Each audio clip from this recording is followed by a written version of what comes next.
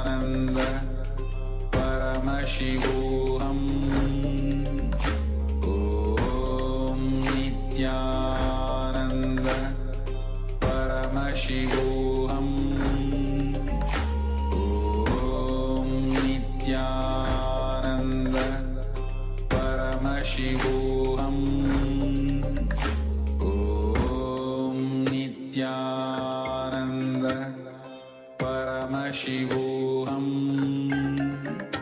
Om Nityananda Paramashivoham. Om Nityananda Paramashivoham. Om Nityananda Paramashivoham. Om Nityananda Paramashivoham. Om Nityananda Paramashivoham. Om Nityananda Paramashivoham. Om Nityananda Paramashivoham. Om Nityananda Paramashivoham. Om Nityananda Paramashivoham. Om Nityananda Paramashivoham. Om Nityananda Paramashivoham. Om Nityananda Paramashivoham. Om Nityananda Paramashivoham. Om Nityananda.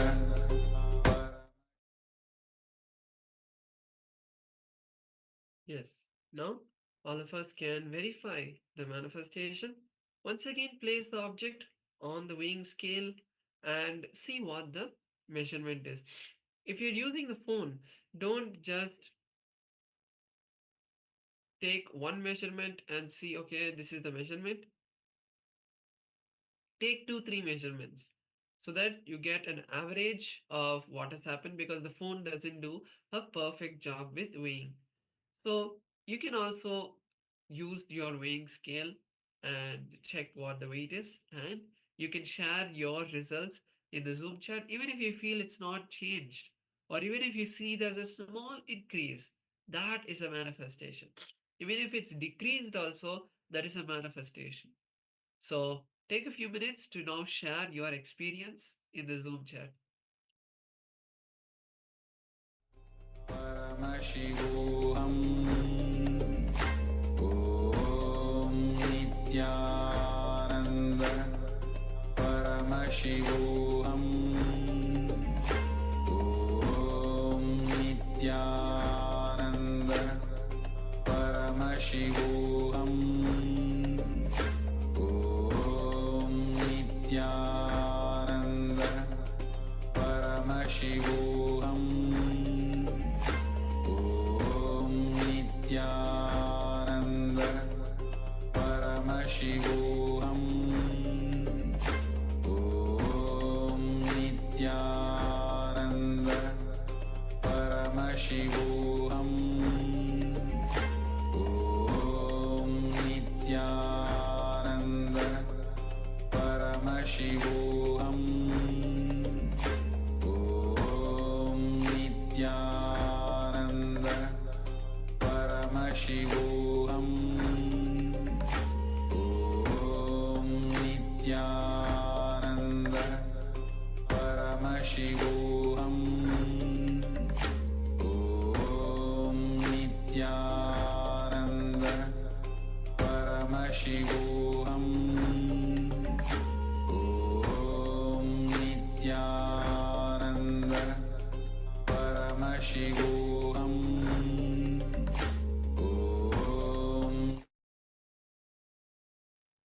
All right, so we hope that you're all able to experience this power manifestation. We'll be having a few more rounds in the next sessions.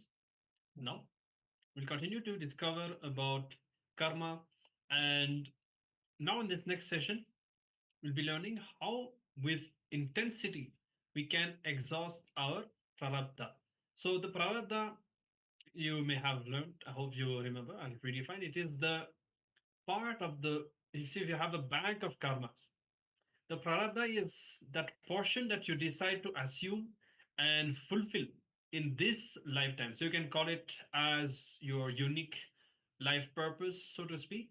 And so it's different for every person. And only when you are aligned to your unique prarabdha, you see that everything starts to align in your life and you just attract what you need, manifest what you need, and you see that you move from fulfillment to more and more fulfillment. Okay, so the unique purpose of each individual is to align with and exhaust their own prarabdha.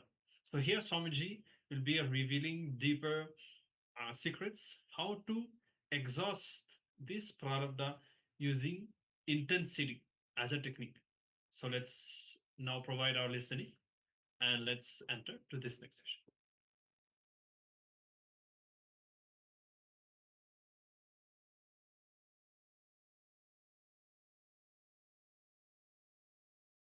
I am a sincere seeker, but I am not able to find a single guru. Please understand, if you are a seeker, beautifully Mahavira says, the God sends your master, only then puts the fire inside you. If you are feeling the fire, be very clear, already your master is here. He is already here. God never puts the fire, then sends the master. No. He sends the master and puts the fire. This guy was trying to find out a master. Somehow he was not able to. He tried for 12 years. 12 years is too much. Too much. Finally he is depressed, discouraged completely. He decides, I have decided that God is going to be the only source of inspiration, and I will accept the first person who comes in this road as my guru and do what he says. He is very strong in his decision. He sits in the forest road, he sits in one road and he decides, first person who comes in this way will be my guru. His instruction I will follow. And unfortunately, one thief was running through that road after stealing. He just now robbed the palace and he is running through that road trying to escape. This fellow fell at his feet and caught hold of his feet. Caught hold of the thief and he said, oh my master, bless me, give me liberation, enlighten me. And the thief is saying, Arey, I am a thief, leave me. Don't you see, just now I robbed. And police is chasing me, leave me. And this guy says, no, you are my master. Teach me something and go. This guy says, what is this? What to do? I am in a big mess.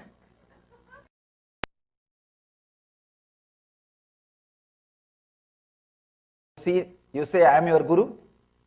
This guy says, yes, you are my master. All right, then do what I say. Just sit and close your eyes. This fellow sits and closes his eyes. And the thief says, till I say open your eyes, don't open. And this fellow does, and the thief escapes. That's all. This fellow goes on sitting. His intensity is what he said, I'll do. His intensity. Story says, please understand. The story says, when Shiva saw the intensity, he appeared and blessed him with enlightenment. Please understand one thing, how the story ends or how the story goes, that is different. But I can say, intensity is independently intelligent. I can vouch for this story. Intelligence.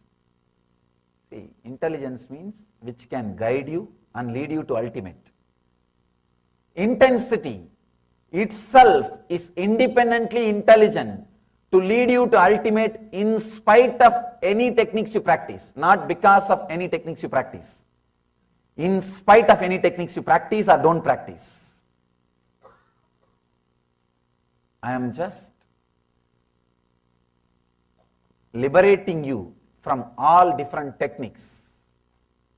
I am liberating you from all confusions related to techniques. It may be a little strong, but I tell you, this is the essence of all spiritual teachings. There's one more story, the power of intensity. This is not just a story, it is a history. It has happened. Very beautiful story. One guy was born and brought up in a so-called low caste. In India, those days they created community system for different purpose and it became a different purpose. See, any civilization will have some degradation. Anyhow. But the system itself was not created with any bad intention. But in course of time, any system in wrong hands, even if it is right system, when it is in wrong hands, it will be degraded. It will be disturbed. Sometimes the wrong hands take over the power and it gets disturbed. Somebody who is born and brought up in the low caste, he has become very intense seeker. And one beautiful thing with Indian tradition is, when you are seeker and achieve enlightenment, then caste has no way standing between you and the devotees. If you see the 63 Nayanmas Murtis, the Saiva saints who are there in our temple, more than 80% are the so-called low caste. More than 80%. They are all respected and worshipped by all high caste people all over the world. So when it comes to intensity, once you prove you are intense, the caste, community, nothing stands. You are worshipped and respected.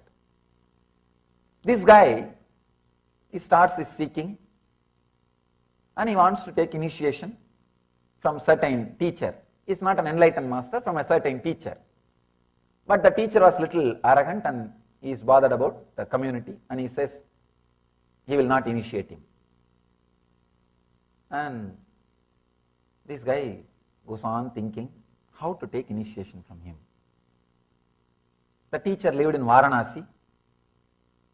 One of his friend, the disciple's friend, this guy says, see, the teacher lives in Varanasi. Early morning, he will come for the Ganga Snan, taking bath in Ganga. So usually, if he misses a step or falls, he will shout Ram Ram. So you do one thing, you go and lie down in the steps. The early morning, in the darkness, he may not be able to see you. He will put his head, he will put his leg on you. He may be a little stumbled. He may be a little disturbed. Then he will naturally shout Ram Ram. So take his feet as an initiation and take that Ram Ram word as a mantra and start practicing. This guy says, right technique, yes. I found the method. And usually if you are continuously repeating the divine Lord's name, even if you are stumbled, you will repeat the same name. You will repeat the same word. Even if you are disturbed, you will repeat that same word only. That is what is expected. So this disciple also thought, yes, this guy is a highly religious guy, highly spiritual guy, and he must be always repeating God's name. So when he puts his feet on my head and little imbalanced, little shaken, he will naturally say Ram Ram or some divine name only, whatever he is repeating. But he did not understand, this guy is not a master, he is just an ordinary Purohit who does all the rituals for little money and packs a banana and rice. Anyhow, as per the plan, this seeker, this guy, he goes and lies down in the Ganga steps. He's called Ramadas. His name was Ramadas. He lies down in the steps of Ganga. As expected, the teacher, he comes for morning Ganga Snan. He comes with all the pamper, walking with his disciples. The moment he puts the feet, he got shaken, little disturbed. Instead of saying Rama Rama, this fellow got so angry and annoyed, he shouted buffalo. Because that is what was going on constantly in his system. You will express only what is going on in your system. But this Ramdas is so sincere, intense. He decides, this word is my mantra, that's all. This word is my mantra. He takes that as an initiation, takes that word buffalo as the mantra, and constantly sits with so much of intensity. He repeats the word buffalo, buffalo, buffalo, buffalo. Please understand. I want you to understand this whole story. Whole story. He repeats the mantra. He takes that as a mantra and repeats it intensely and visualizes God in the form of a huge golden buffalo, the huge light, and he repeats, goes on repeating, and he achieves siddhi. Means he is able to see the divine light in the form of golden buffalo, and he achieves siddhi. That year, the temple festival is supposed to happen. He goes for the temple festival. He is standing outside the temple. They are bringing the temple deity outside. This priest is bringing, who shouted buffalo. This priest is bringing the deity outside the temple.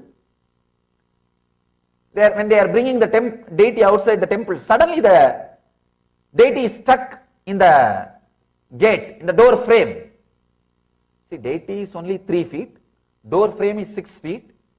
It is not physically stuck anywhere, but the deity is not coming outside. They are trying this way, that way, the priest is trying in so many ways. And this guy, Ramadas, is standing outside the temple and shouting, hey, the deity's Tan is hitting the door frame, just lower it, he will come out, just lower it. Nobody was able to understand. He is seeing the deity in the form of a buffalo, and his horns, horns are hitting the door frame. That is why the deity is not coming out. And he is saying, lower the deity, it will come out. And this priest is shouting, this fool, what are you talking? Keep quiet. You have been allowed inside temple, that is too much. Don't talk. But they tried. Practically whole day they tried, the deity is not coming out. Then this fellow is unable to withstand the whole thing. This Ramadas rushes towards the deity. He forces himself and says, see, I can see the horn hitting the door frame, and he is having the pain. He just pushes the deity down, the deity comes out. Please understand the strength of bhakti, strength of intensity, the power, the strength beyond the matter, beyond the material. And still now, every year, this happened in Annapurni temple in Varanasi. Still now, every year, when they bring the deity, they will have in the side, in a golden sheet, the buffalo's figure. They call it Ramadas Annapurni. Annapurni of the Ramadas. Still in memory of Ramadas, that great saint, they have the form of buffalo. That also will be worshipped as a Devi. See the power. And the story says, later on he became enlightened, lived in Varanasi and left the body. Understand the power and intensity, nothing else. You don't have to bother about what technique you are following, who is your master, who is your teacher, whether he is enlightened, who gave certificate for him. Nothing is needed. All you need is this one thing. Abhyasa vairagyabhyam tat nirodha. The intense, constant practice. You see the 63 Saiva saints' life, the Nayanmars, you see all their murtis in our temple. I think we have their biographies, simple biographies, in the form of books. It is available. If you find time, just go through. It's not that they have done some great tapas, meditating 8 hours per day, doing this pranayam, that Ada Yoga, this Ada Yoga, so many. They have not done all these things. If you see some of them, simple people, all they did, just plucking flower from garden, making garland and putting it on the deity. That's all. Nothing else. But intensity. Just intensity. Nothing else. Simple practice. One guy is a criminal actually. All he does, if somebody talks against Shiva or Shiva's devotees, he will cut the tongue. That's all. Of course, I am not saying you do that. Now, what I wanted to say, the intensity, just the intensity, nothing else. The abhyasa and vairagya, intense practice, everything else will fall in place. What happened in Ramakrishna's life? Just intensity, abhyasa and vairagya. Somebody asked Vivekananda. Vivekananda is a great intellectual. They asked him, do you accept idol worship? Your country goes on worshipping idols. In India, sometimes it becomes too much. The British time, when they created highways, first earlier, originally the British people have started painting all the highways in the yellow paint. The big problem, every village they started worshipping and building one temple around that stone. See, any stone with yellow turmeric powder is a deity for us.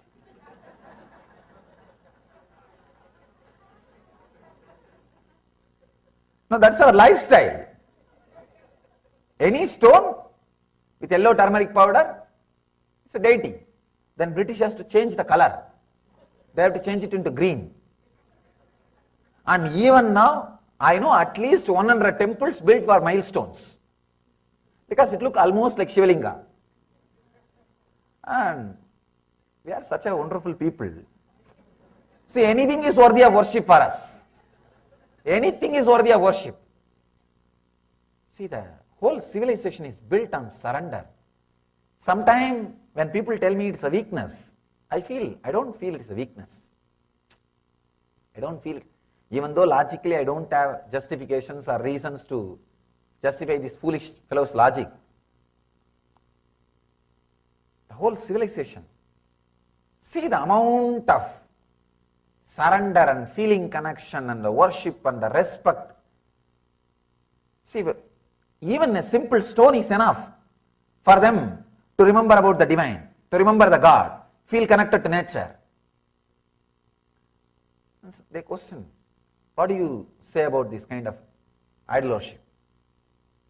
Vivekananda says beautifully, I know a great Paramahamsa like Ramakrishna is produced just by idol worship.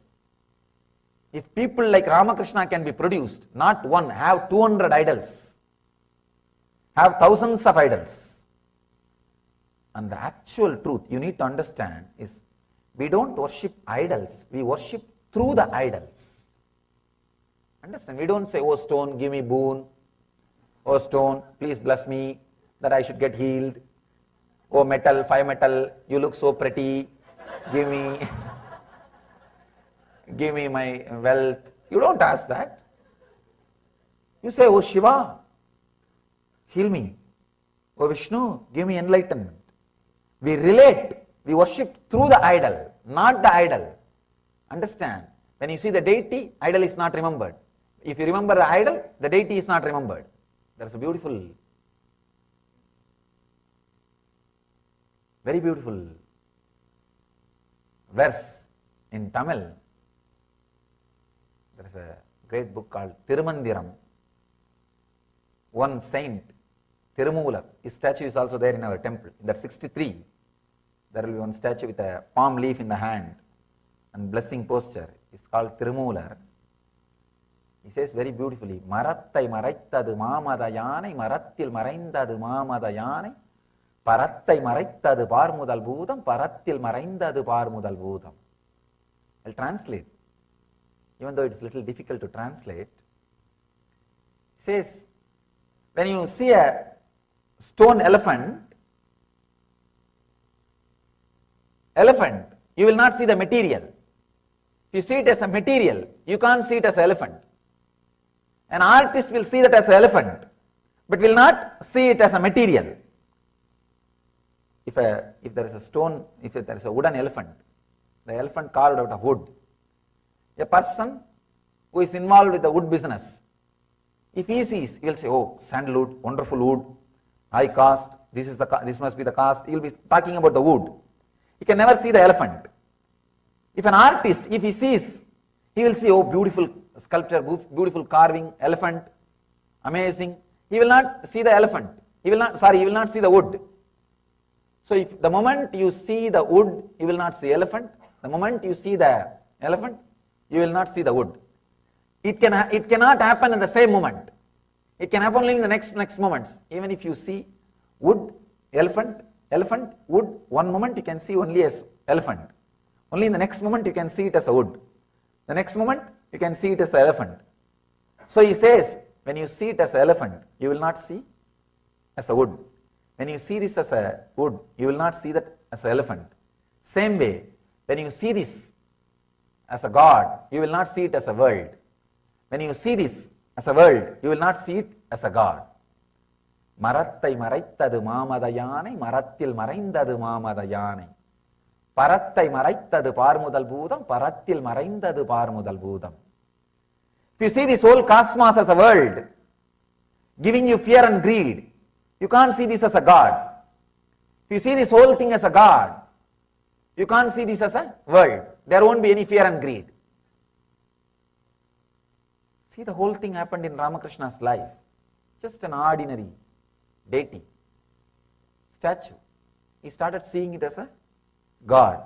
He was never able to see it as a stone or a statue. And it might have started in a very raw level, but slowly, just because of his very intensity, the whole thing became alive and led him to ultimate enlightenment, removing all the obstacles, guiding itself. He says, when he goes and talks to the Devi, she says, just to teach you the Jivan Mukti, Nirvikalpa Samadhi, I brought him here, go and learn. Then he comes back and says, he is telling me to drop you. He is telling me to kill you, destroy you. She says, yes, do it. Please understand, anything, when you do it intensely, this is a big question. People come and ask me, if I worship a deity, if I connect with a form of a god, I will end up only in Savikalpa Samadhi. How will I achieve Nirvikalpa Samadhi? As if this fellow is going to achieve Nirvikalpa Samadhi tomorrow. There is so much of junk inside. And how many thousands of janmas it is going to take to get out of that junk, nobody knows. And these guys brag about as if everything is dropped, only this deity is obstacle. Now that is a big problem. That's a big problem with these Vedantis or the intellectuals. In India, villages, I always tell this one example, Indian villages, they burn the dead bodies. They will use a big stick, big bamboo to burn the body. Once the whole body is burnt, they will throw that stick also in the same fire and that also will be burnt.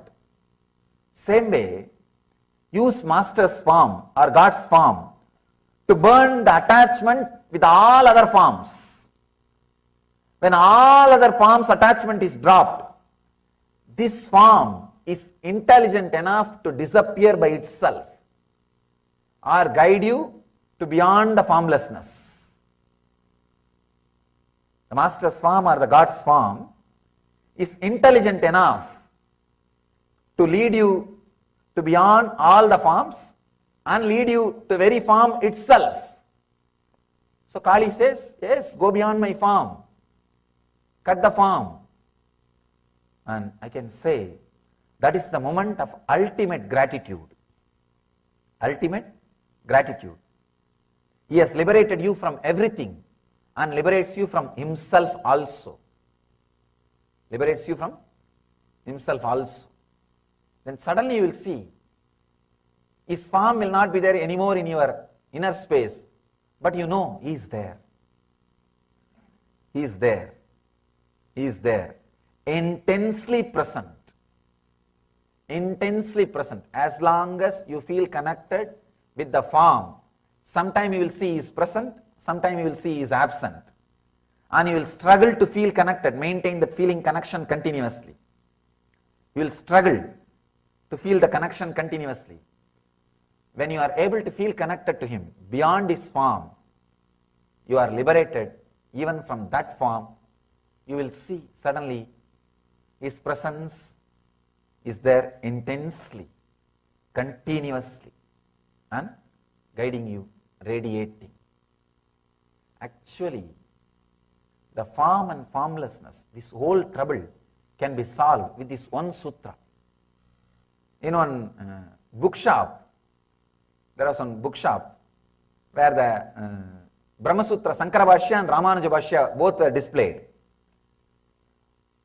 I can say these two books created a lot of good things and a lot of fight.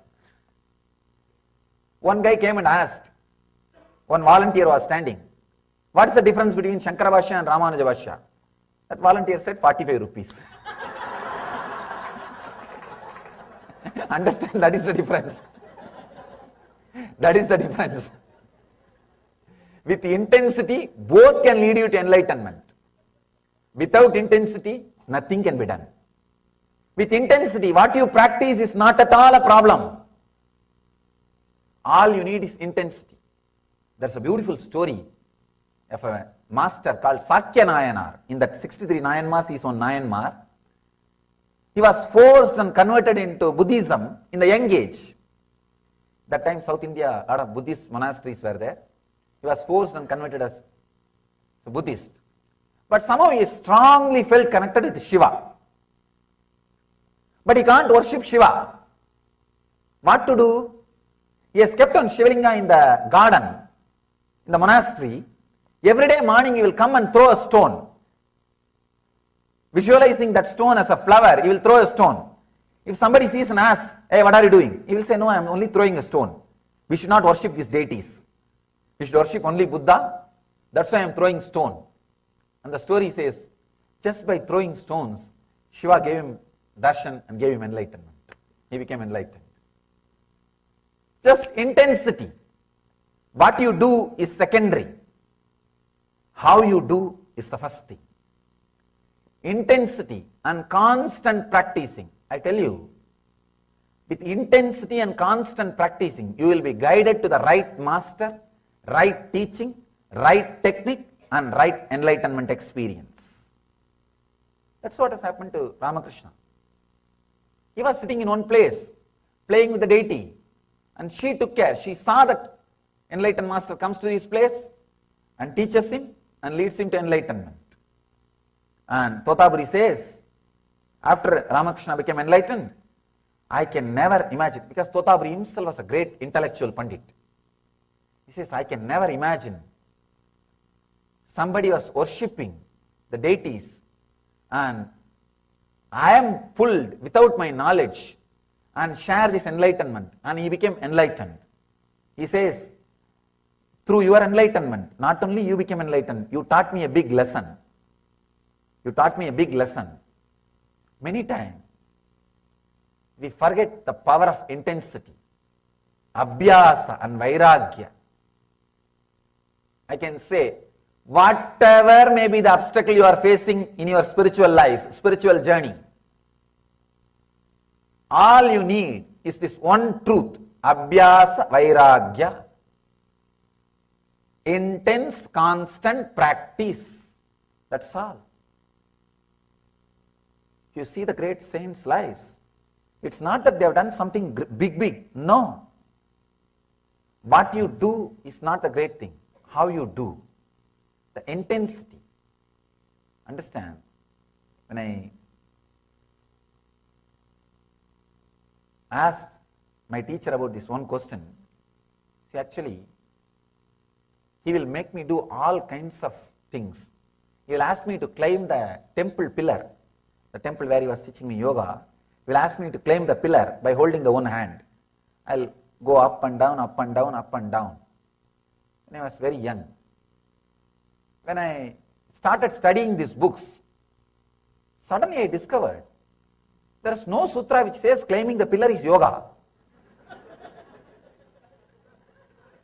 And he will torture me, asking me to climb the pillar up and down, up and down. And of course, that helped me in one way. Whenever I don't want to go to school, I'll climb the tree and sit on the tree. See, in the villages, the big problem in Indian villages is very small place. They will send a watchman to every house and bring the kids. You can't escape. So, but this watchman is a very old guy. He can't climb the tree. I'll climb and sit on the tree. He'll never be able to take me to school. And this guy will, my teacher will make me climb that pillar, up and down, up and down. And I read the book, it doesn't say it's yoga. I asked him, what do you mean by making me climb this pillar up and down every day? Nowhere I see this yoga. He made me understand. He gave me an important click. I can say it's a very strong click. He says, with a strong intensity, any movement done brings health. Understand? I can say, this is the basic sutra. A strong click with a strong intensity, any movement done is yoga. I can say, this is the basis of our Nitya Yoga. Whatever yoga I am teaching, this is the basic sutra of the Nitya Yoga. It is not adding more movements to your life. It is adding life to your movements. Intensity. With intensity, any movement done is yoga. Without intensity, even if you do so-called yogas, asanas, it will be more or less an exercise. It may create an effect of an exercise. With intensity, any movement done leads you to yoga. He says beautifully, with intensity and intention, any movement you do, it becomes part of your bio-memory. It becomes part of your prarabdha. Prarabdha is the energy which creates your body every day out of Hiranyagarbha. Please understand. Hiranyagarbha is a space where you rest every night. Every night you fall asleep into Hiranyagarbha, means the darkness which you experience in the deep sleep. The darkness which you experience in the deep sleep is the Hiranyagarbha space, the Garbha, womb of the cosmos. That's where you rest every day. When you come out, he has described very beautifully this one secret. He says, every day morning, with what kind of thought you come out of your Hiranyagarbha. You see, Hiranyagarbha is a place, almost all memories are available. If you want to become a football champion, whatever is needed, health, intelligence, will be available. If you want to become a cricket player, all the things are available. If you want to play golf and become a champion, everything is available. If you want to become a rich man, all those memories are available. Hiranyagarbha is a place, the cosmic archives. Actually all memories, all intelligence, everything is available in the cosmic archive, in the Hiranyagarbha. When you take your body, which thought inspires you to take your body, that kind of engraved memories, karma, you bring out of Hiranyagarbha. If you think, I should get up, I should get up to go for my job, then you bring what you need to do for that job. That kind of memories, you bring it out and you come out. every day early morning what you think, that kind of memory only will be inserted, downloaded inside your system to live your life. That is why the morning first thought is given so much of importance in our tradition. The moment you get up, you are expected to bring some divine energies and divine mantras and divine chants and divine feelings to your being, so that you bring that kind of prarabdha. See, every night is your death, every morning is your birth. I can say the long sleep is death, short death is sleep. Short death is sleep, long sleep is a death. So every morning when you get up, all the prarabdha is available for you. You can do anything, you can exchange. You may ask, this looks too much, this looks too big thing. It is, please understand, it is. Because of your continuous habit, you bring the same set of samskara. If you decide to change from today, you can change. From today, if you decide to change, every day morning, first thought, if you strongly create some new thought, you want to be a different person, you will suddenly see that kind of memory, that kind of prarabdha, that kind of energy, that kind of samskaras, you will start expressing, you will start radiating, you will start living. And he says, of course, it is true. I myself have experienced this truth in my own life. Early morning, when you get up, if you decide, I want to play golf. If you have a strong thought, I want to play football, I want to play cricket, you will see, you bring that kind of body setup, that kind of prarabdha. That prarabdha designs your body. That prarabdha designs your body. He says, any thought which you strongly, intensely put inside becomes your bio-memory, and you will fall asleep with that. Next day morning when you get up, that kind of prarabdha you will pick up and come out and live. Try. If you want to try this. Ramanujam, the great mathematician, he says, when I come out in the early morning, I have all the answers for all the problems. All the answers for all the problems. Paramashivoham talks about this. He beautifully describes how to use the power of dream, or how to use the Hiranyagarbha, every night's sleep. If you intensely think anything, any of your action, anything maybe you are doing, just to fill that thought will become your prarabdha, and any movement you do for that will become yoga. Understand? Anything you do with intensity becomes yoga and brings health.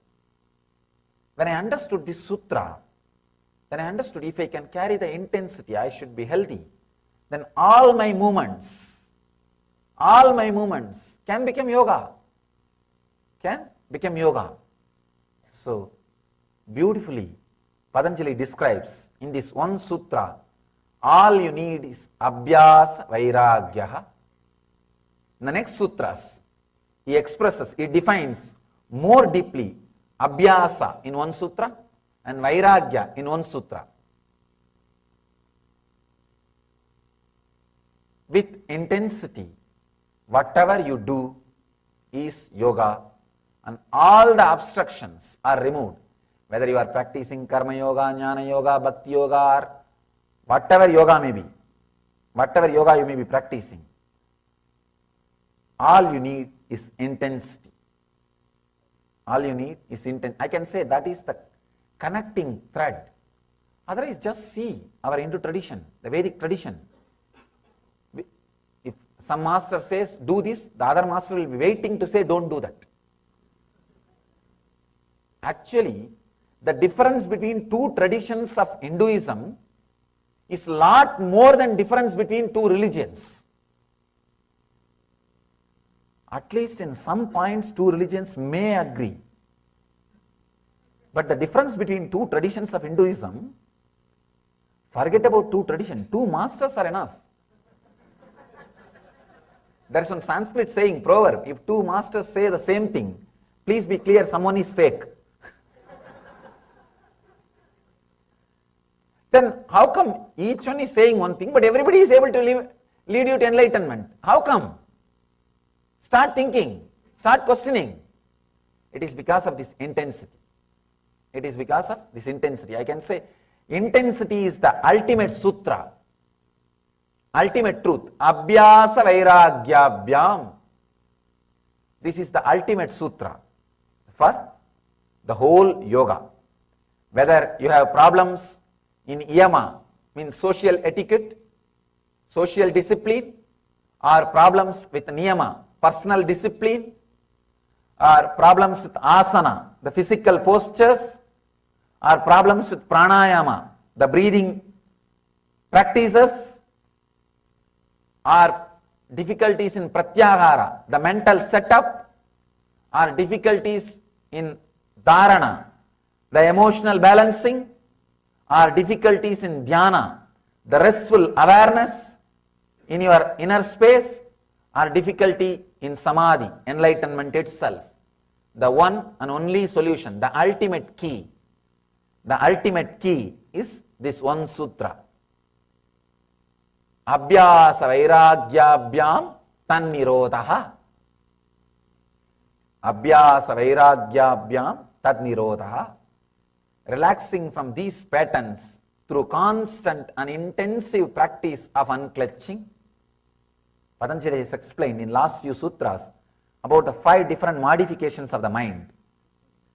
Pramana, the right knowledge; viparyaya, wrong knowledge; vikalpa, imagination; and nidra, sleep; smriti, memory.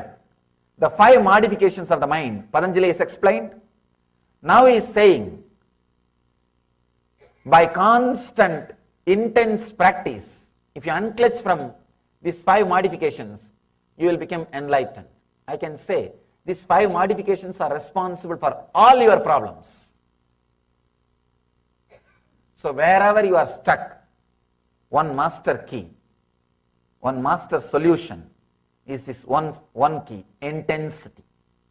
I can say intensity by itself, independently intelligent to lead you to ultimate enlightenment without any technique, without any support, without anything from the outer world. It is self-sufficient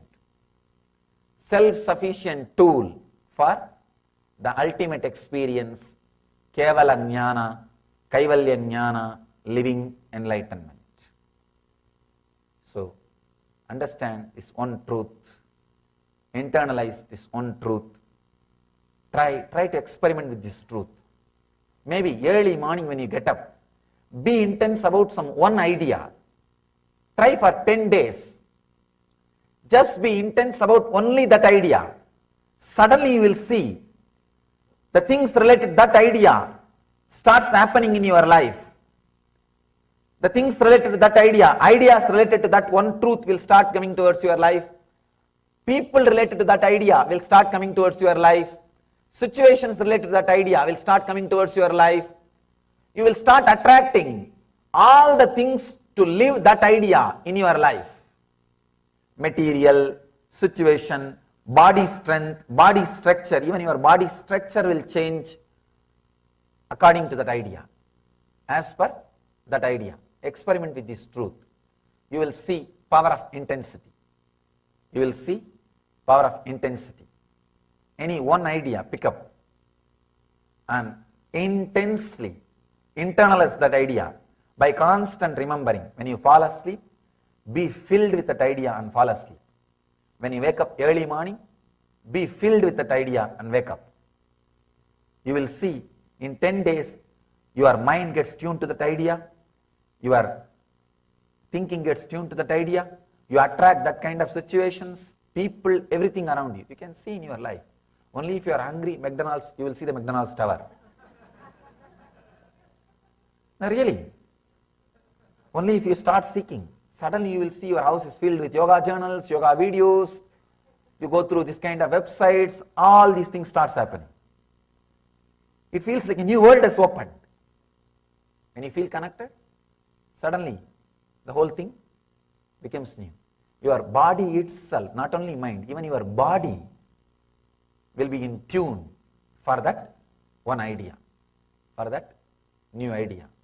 So, internalize this one truth. Abhyasa vairagyabhyam tat nirodha. Relaxing from these patterns through constant and intensive practice of unclutching. Intensive practice of unclutching. So, internalize this one truth. The intensity, again and again and again standing up. In the Abhyasa, next sutra, beautifully Patanjali explains. He goes a step further, explaining about Abhyasa, explaining about what is Abhyasa. He gives a deeper description on Abhyasa. Just this one idea we will internalize today. I don't want to add more ideas. If I add more ideas, sometimes we miss the essence. We miss the essence. No, really, I have seen. That's the reason I always work with one idea.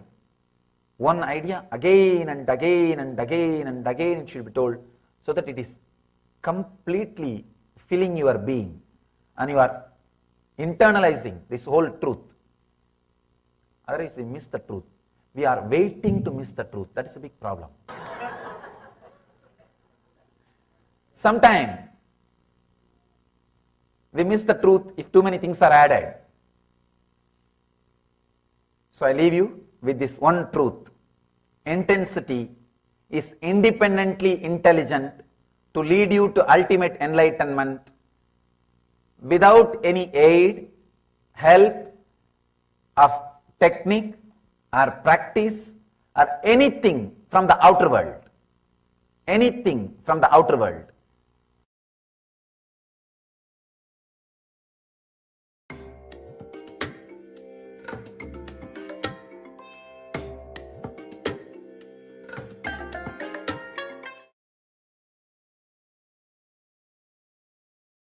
Yes. So as Swamiji beautifully says, intensity itself is enough, is a technique powerful enough to lead us all the way to enlightenment. And Swamiji also explained how when you pick up an idea and let that idea reverberate in your inner space, how you start attracting the corresponding situations and people, and even your body and mind start to align according to this idea. Now, what happens is, at the present, we may have so much of unconsciousness, we may not be manifesting the reality that we want. So these kind of ideas could be powerless cognitions, whatever, will be inside our inner space. Now, through unclutching, and actually, when somebody says intensity, the way I understand it is not even just intensity in the outer world, in the sense of the intensity with which you perform your actions. Even that is one aspect, but also intensity in the inner world, intensity to unclutch, intensity to experience the truth. Only when you bring intensity even inside to unclutch, you start to reprogram yourself, in the sense that the ideas that you have inside start to change. You start to, as Swamiji was saying, in the end, if you are more spiritual, if you have these kind of ideas, then you will see that in your life you will be more attracted towards yoga and so on. So when you decide to sit with yourself and unclutch, you cleanse your inner space from the wrong ideas and start bringing the right ones. And you start to just align yourself to fulfill and exhaust your prarabdha, which is when you continuously break the karmas that you need to break and manifest the reality that you really came here to experience. So all that happens when we sit and unclutch and with intensity. So this is what we've been doing now for the next few minutes. We're just going to sit and unclutch with this understanding that when you sit with yourself and decide to unclutch, everything that is taking you away from your higher purpose is removed from your inner space. Everything that is taking you closer from your higher purpose, from enlightenment, from being with Swamiji, all of that starts to manifest more and more. And you see that everything in your life starts to align and start to change according to that change that has happened inside. So with this understanding, let us sit now. Please close your eyes and sit with your head, neck, and spine in a straight line. And witness every thought that comes up in your inner space. Decide to unclutch, meaning decide to dissociate yourself from each of them, not to engage with any of them. Neither try to suppress any thought, nor engage with any thought. Don't entertain any thought. Just be centered within your unclutched space. And if you see that you get carried away by any thought, just continuously unclutch again and again. Even if it is a positive line of thought, unclutch from that as well. Continuously unclutch with intensity. As Swamiji was saying, here the key is intensity. Be intense in your unclutching. Okay, let's continue with this meditation now. Intensely unclutching for a few minutes.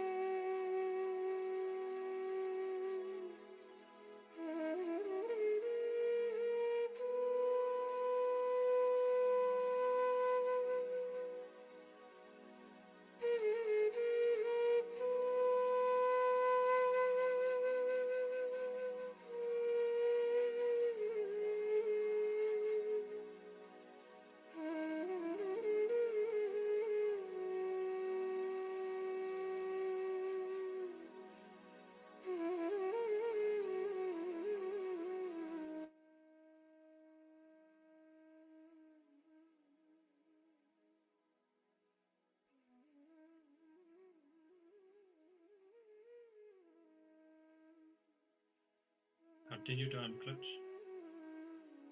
deeply and intensely, one thought after another.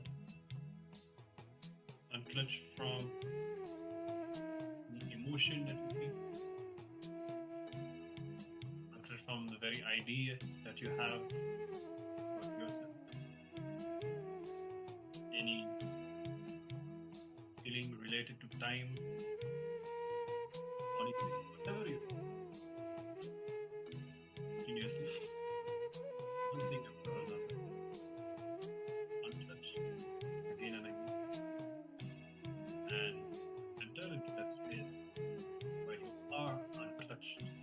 Buddha says, being unclutched is our nature, is your original state.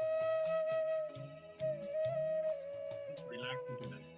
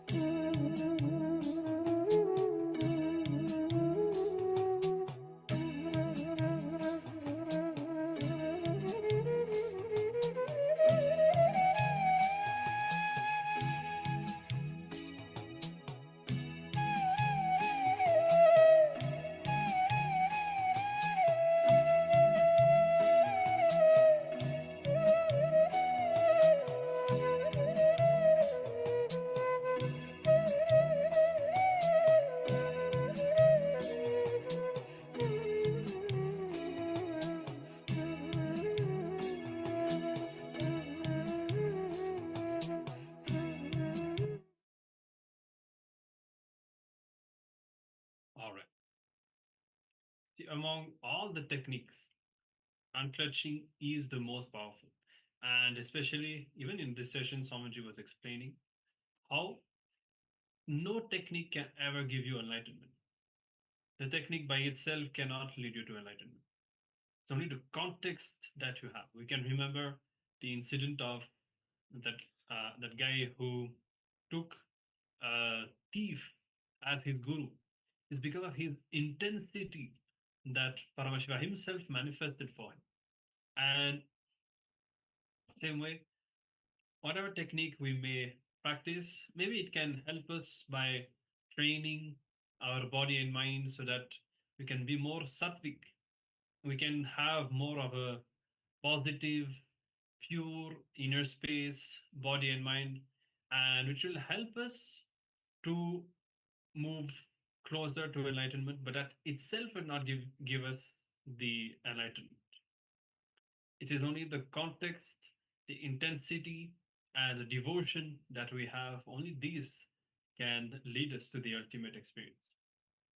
So this technique in particular that Swamiji has gifted all of us with, unclutching, it has actually hundreds of applications, benefits, and so on. But maybe I can say that whenever you sit and you unclutch, you will see that anything negative that's happening in your life will start being nullified, and you'll start to manifest everything that is right.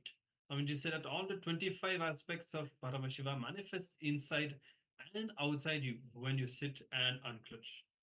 So definitely, every day, try to practice unclutching as much as you can, and you will see that you'll be able to witness a huge transformation.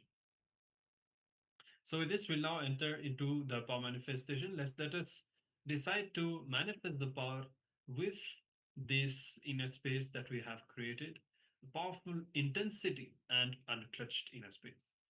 Yes, so this time we are going to be manifesting the power of Lahima, which is making the object light.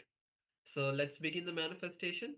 This time you can do it either with yourself or you can do it with the object as well. So you can also go stand on a weighing scale, measure your weight, and then come and be seated. Take a notebook or type the base measurement in your phone. You can even take a photo of the measurement and then come and sit down. Close your eyes and visualize Swamiji in your inner space. Intensely see your body becoming light. You can do the same for an object and follow the same process that we did last time, where you first take the base measurement of any object like a coin, a pen, anything. Then after that, place the object in your palms, close your eyes and visualize the object becoming lighter. So let's begin this manifestation of Lahima. Intensely chant the Mahavakya. Om Nityananda Paramashivoham. Om Nityananda Paramashivoham. Om Nityananda Paramashivoham.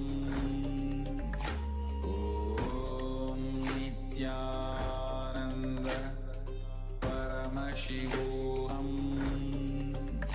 Om Nityananda Paramashivoham. Om Nityananda Paramashivoham. Om Nityananda Paramashivoham. Om Nityananda Paramashivoham. Om Nityananda Paramashivoham. Om Nityananda Paramashivoham. Om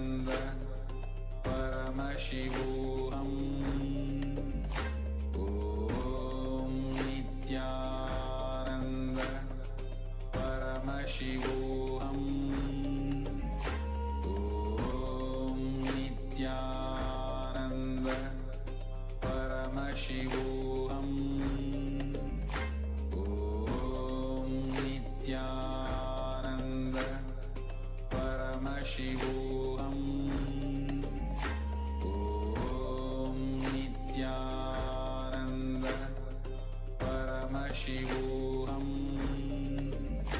Om Nityananda Paramashivoham Om Nityananda Paramashivoham Om Nityananda Paramashivoham Om Nityananda Paramashivoham Om Nityananda Paramashivoham Om Nityananda Paramashivoham Om Nityananda Paramashivoham Om Nityananda Paramashivoham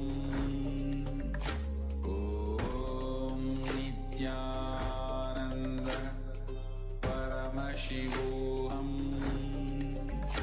Om Nityananda. Yes. Now let's enter the verification. All of you can start verifying your manifestation. Once again, if you're manifesting the power on yourself, then go and stand on the weighing scale, take another photo of your manifestation and see what was the difference. Is there an increase? Is there a decrease? Whatever you have manifested, you can share that in the Zoom chat as well. So do the same for the object. If you're manifesting for an object, then you can do that as well. So let's begin the manifestation now. Sorry, let's begin the verification now. All of you can start verifying. And once you have verified and you see that there is even a small change, share your experience, share your manifestation in the chat and celebrate that manifestation. So let's begin now. Shivoham Om Nityananda Paramashivoham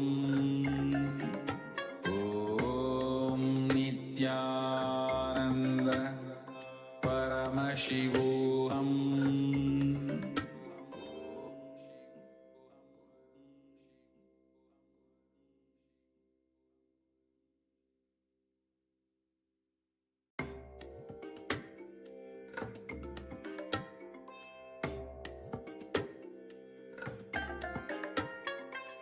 I bless you all. Let you all open all your three eyes and manifest the powers of Mahasadashiva. Om Nityananda Paramashivoham Om Nityananda Paramashivoham Om Nityananda Paramashivoham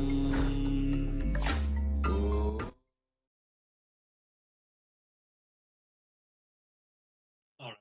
So I hope that you were all able to manifest this power, and do share your experience or even any doubt that you have regarding the manifestation. And we'll be glad to assist you to manifest this power. Now, we'll be entering into the next session, which is on the Janma Marana Chakra, which is the cycle of birth and death, and how the karma and the desires that we have, how this whole thing drives us to be reborn again and again.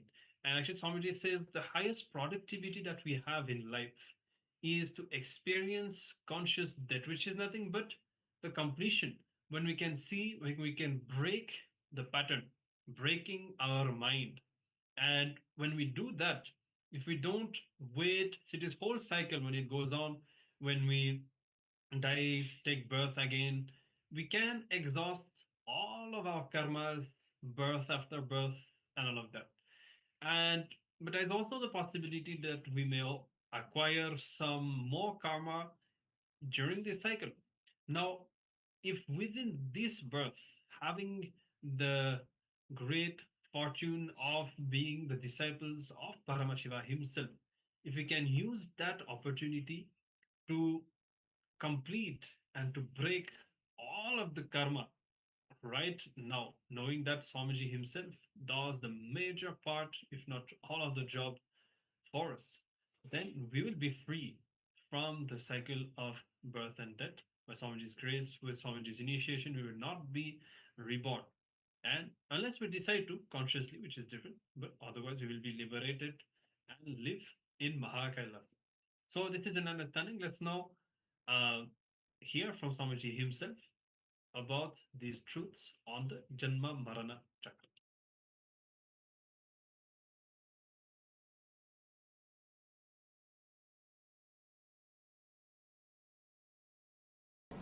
Usually, our actions can be categorized in two categories, pravritti and nivritti.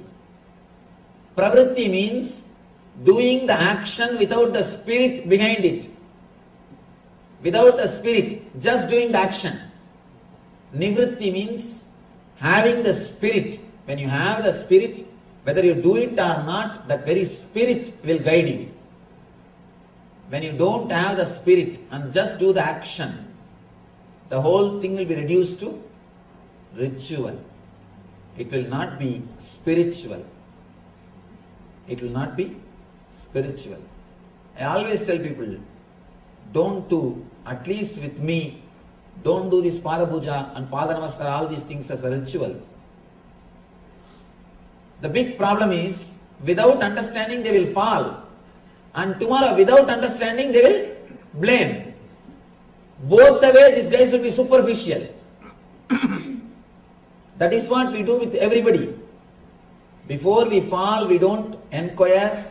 We are not clear to whom with whom we are associating ourselves. Are we really doing right thing? We don't inquire. And once you get some idea through somebody, some rumor, again you don't inquire. Straight away start talking. Both the way we are superficial. Superficial people never be benefited by the spiritual knowledge or the spiritual science. And here, Krishna gives these dhyana slokas to program the mind, to program the being, to take you beyond the social conditioning, to take you beyond the social conditioning. Whatever you think as you is nothing but pure social conditioning, including your language, your life and everything. Man was gone beyond the social conditioning. Small one-liner, beautiful one-liner. One Sufi mystic, he goes to a king and begs. He says, "O king, please give me 1 square meal." Mystics are always supposed to live by begging. So he goes and begs, "Please give me 1 food, 1 meal." Bhagavad Bhikshan, he just asks 1 meal. The king shouts, "How dare you come here and beg? Nobody knows you here. Get out." The mystic laughs and says, "True. Here nobody knows me, but I know myself. With your case, everybody knows you, but you don't know yourself. In my case, nobody knows me, but I know myself. In your case, everybody knows you, but you don't know yourself." Be very clear.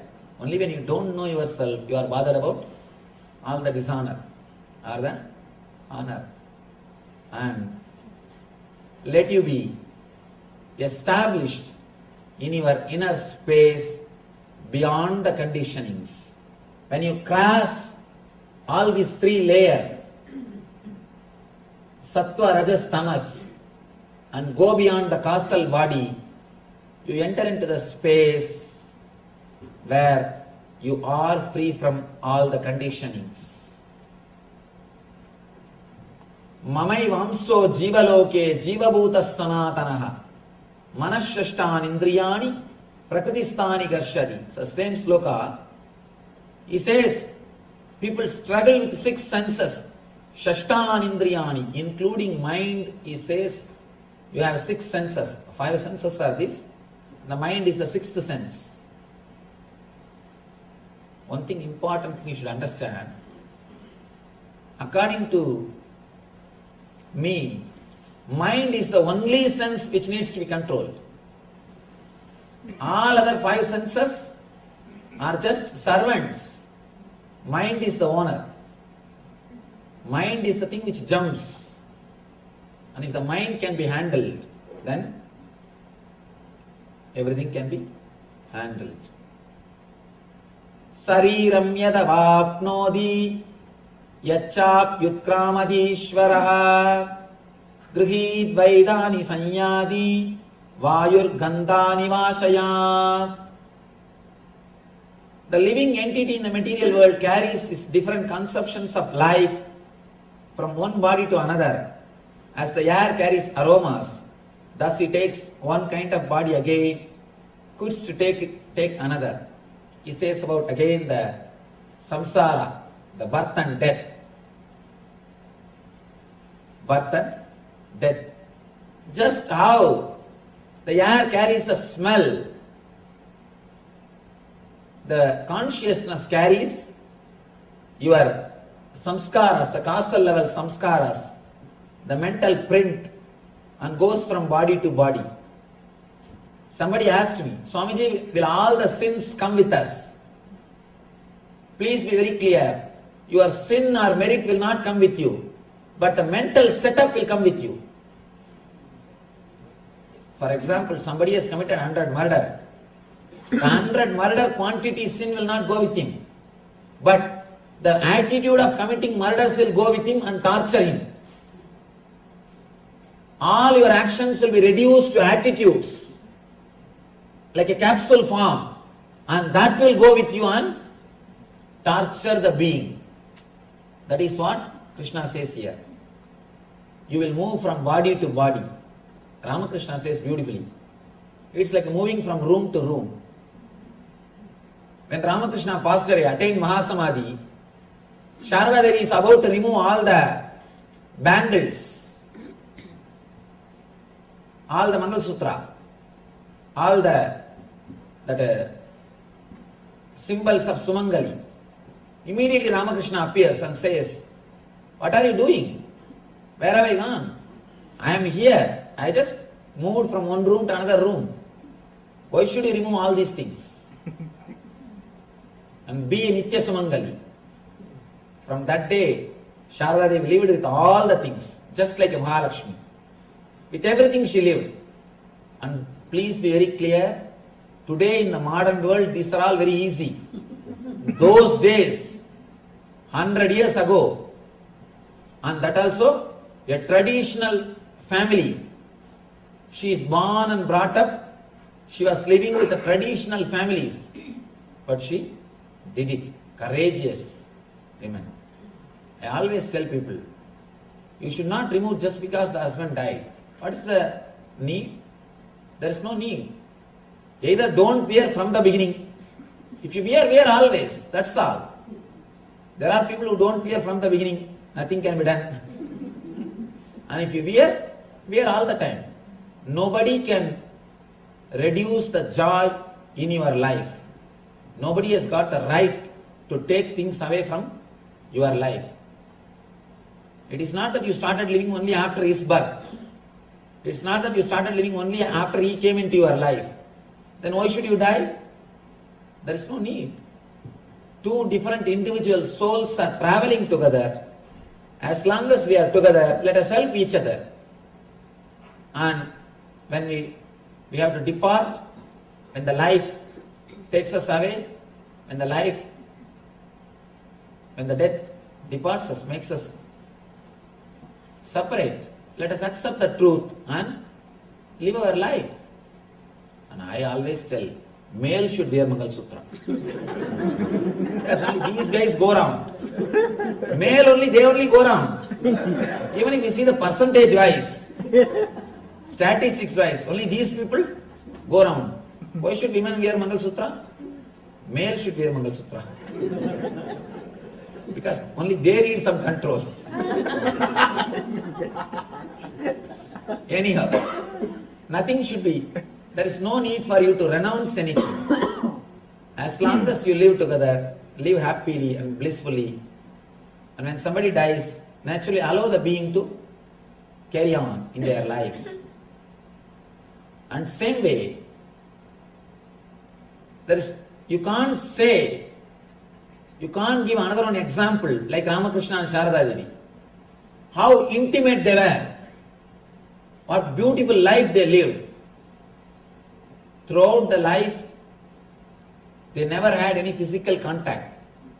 But the love and care which Ramakrishna showered on Sharada Devi, or Sharada Devi showered on Ramakrishna, you cannot imagine.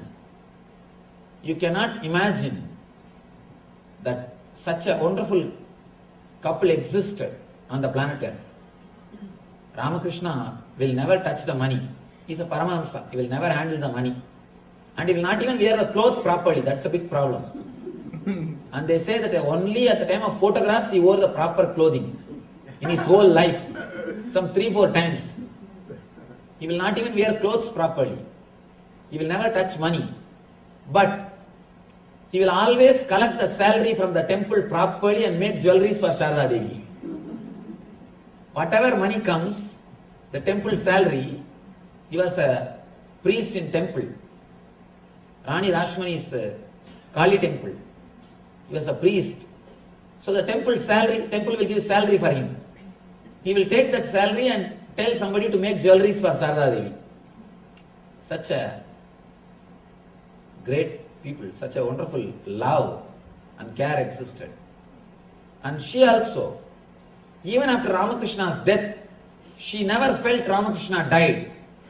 Always she will carry the Ramakrishna's photo and she will take care of him. You can't believe somebody sitting and talking with a photograph. Today means they would have taken her for some psychiatric treatment.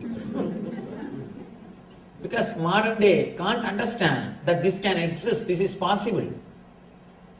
She was so deeply in love with Ramakrishna, so deeply connected, so deeply felt his presence. Even after Ramakrishna left the body, she lived with Ramakrishna. In Tamil there is a beautiful verse. The woman who worships the husband, who will not worship any other god except husband, when she says rain will shower. Of course, here the word worship means deeply feeling connected. Let me repeat the verse in Tamil. Deivam tozhuval, Deivam tozhal, Kolunan tozhuzhezhuval, Peyyana peyyum malai. The person who is deeply connected to the husband, who is not bothered about any other god, when she says rain will shower, when she says yes, the rain will simply shower. Means the whole nature will be under her control. When you are deeply connected, you will feel the other as God. Not only husband, wife also. The both sides. When you feel deeply connected, you will see the other person as God.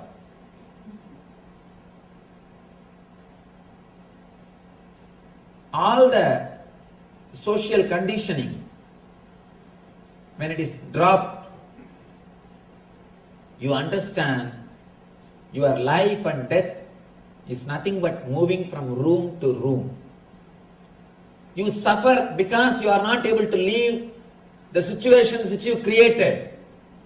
You created, working so hard, you created a beautiful house, got a big car, created a big bank balance. Everything is ready. Now you have started living. Suddenly Yama appears and calls you, "Hi, enough now? Come, it is time for you to come."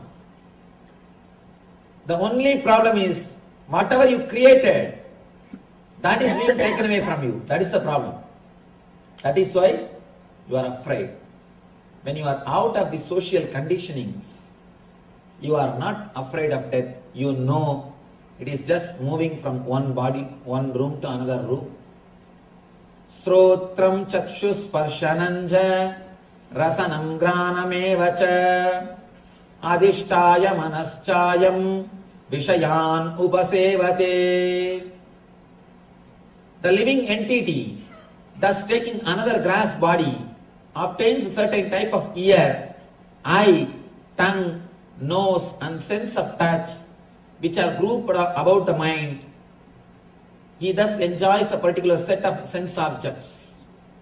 One more important secret he reveals here, Krishna reveals. Based on your engraved memories in causal body, based on your engrams in causal body, you will create new senses. Understand?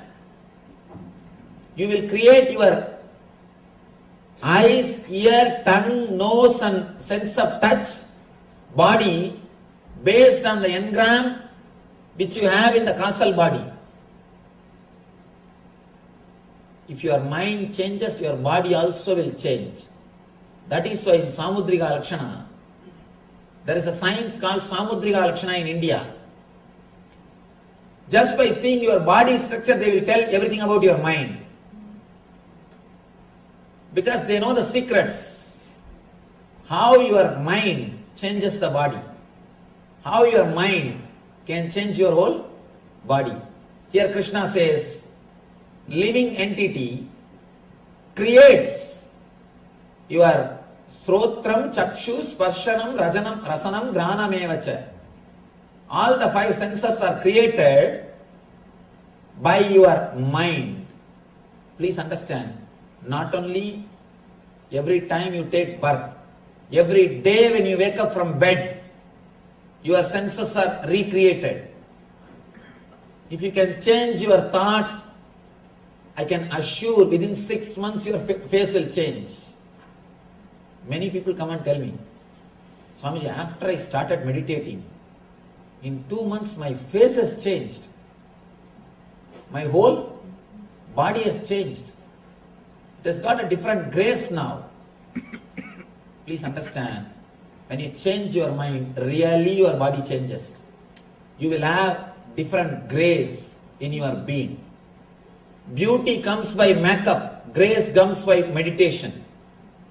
Beauty comes by medication, grace comes by meditation. Beauty is different and grace is different. Grace is something which makes the other person pleasant, which makes him feel at home. Beauty is something like which tempts him, which makes him feel excited. Beauty creates rajas in other person. Grace creates sattva in other person. That's a beautiful example. In Tamil version of Ramayana, they say, when Sita entered the court of Janakaraja, all the kings and rishis, including Vasishta, stood up automatically. When Sita entered, see, Sita is goddess Devi today. We all worship her. But when she lived, she is after all a princess. There is no need for Vasishta to stand up. She is supposed to come and touch the feet of Vasishta, because Vasishta is a great rishi. But just because of her grace, not because of beauty. Beauty will not create respect in other person. Beauty will create only temptation in other person. Grace only can create respect in other person. She is so graceful. She is radiating grace. The moment she walked in, including Vasishta, everybody stood up and respected her. The being, inner being, the mind creates the body. Mind creates the body. I wanted to tell you one important thing. In Zen Buddhism, They say, when you walk, if grass does not die, if you don't create path on the lawn, you are qualified for sannyas. No, really. They live in small cottages, Zen monks. In front of whose cottage there is no pathway. In front of whose cottage the pathway is not created. He is considered to be spiritually evolved soul. They say, your feet should be, your walking should be so graceful, grass should not die. You should not kill the plants. I thought, how can it be possible? Just by the very weight, the grass will die. I was thinking, analyzing, till I went to one forest in Tamil Nadu. I went to a forest where they take you on the elephant safari. They will make you sit on the elephant and take you around. I went for that safari. They took me around, they made me sit on that elephant, and then the man who takes care of the elephant, Mahut, we call him Mahut. What do you say in English? Alright, understand the word, same word Mahut, that's all. This Mahut guy is walking. He is taking us for safari. We went round and suddenly it became dark. Of course, it became evening and dark. I asked him, now how will you go back? And this guy is neither having torch, nothing, or any flashlight. How will you go back? He said, no Swamiji, I know the route because every day I walk, my path will be there. I have created a path by walking every day. I know how to go back. And I asked him, elephant doesn't create path. He said, no. Understand, elephant also walks with him. Both of them walk in the same path. Man creates path, elephant is not creating path. When elephant walks, grass is not dying. Plants are not dying. Then usually all the intellectual mind, next step it will go, no, elephant has got 4 legs. So the weight is distributed. Man has got only 2 feet. Too much of weight is concentrated. Then I started calculating. What is the square feet? 4 feet. What is the space which is touching the ground? And the weight of the elephant. And man's space, how much of space is touching the ground? And man's weight. After calculating, I understood 4 times more weight, more load is put by elephant on the ground. But elephant is not making the path, man is making. Then, apart from the weight, apart from the pressure, something else is there. That is why Zen monks, they say, when you walk, you radiate your some engrams. You radiate your samskaras. If you carry the negative engrams, because man as such always carries violence. You can see, even when you walk casually near a garden, just pluck one leaf. You will pluck one leaf. And you will be slowly making it bit by bit, piece by piece. When you are standing, somebody walks, you should just pinch you and go. How you will feel? If he just cuts one finger and takes away and goes, how you will feel? You are doing the same thing. You are doing the same thing, but we are so insensitive. We are so insensitive, we don't understand what we are doing. And not only that, continuously carrying negative engram, weight. If you are feeling heavy near your stomach, always be very clear, you are carrying negativity in you. This is the area, navel. The Manipuraka chakra is the area. If you continuously feel heavy in that area, be very clear, you are carrying negativity. And that is nowhere related to obesity. There are people who are obese who will feel light. within himself, within them. Inside they will feel light. There are people who are lean, but within them they will feel heavy. The feeling of heaviness is nowhere related to your weight. It is related to your inner space, mind. The person who doesn't feel heavy will never create path. Person who feels heavy, who carries negativity, will create path. That is why in Zen, when you walk on the grass, if grass doesn't die, you are qualified for sannyas. You are a spiritually evolved soul. Because you will be so graceful, you will not be against the nature. Human being is the only animal which went against the nature and who went away from the nature. Human being is the only animal who has gone away from the nature, who has lost the way, who is misguided, who has lost the nature. Here Krishna says, you create your body. Not only when you die, when you take birth, not only when you take new birth, every day morning when you get up, every day you design your body. If you get up with the right thought, you will design the body to execute that thought.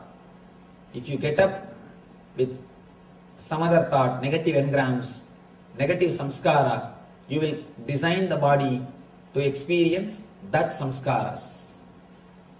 So, and he says, what type of sense objects you create, what type of senses you create, same type of sense objects you enjoy. Adhishtayam manaschayam vishayan upasevate. If you create the positive senses, you will enjoy the positive life. If you create the negative senses, you will enjoy the negative life. What type of senses you will create, that type of things will attract you. You will feel tasty with that things. 40-year-old man can never fall in tune with a 16-year-old girl.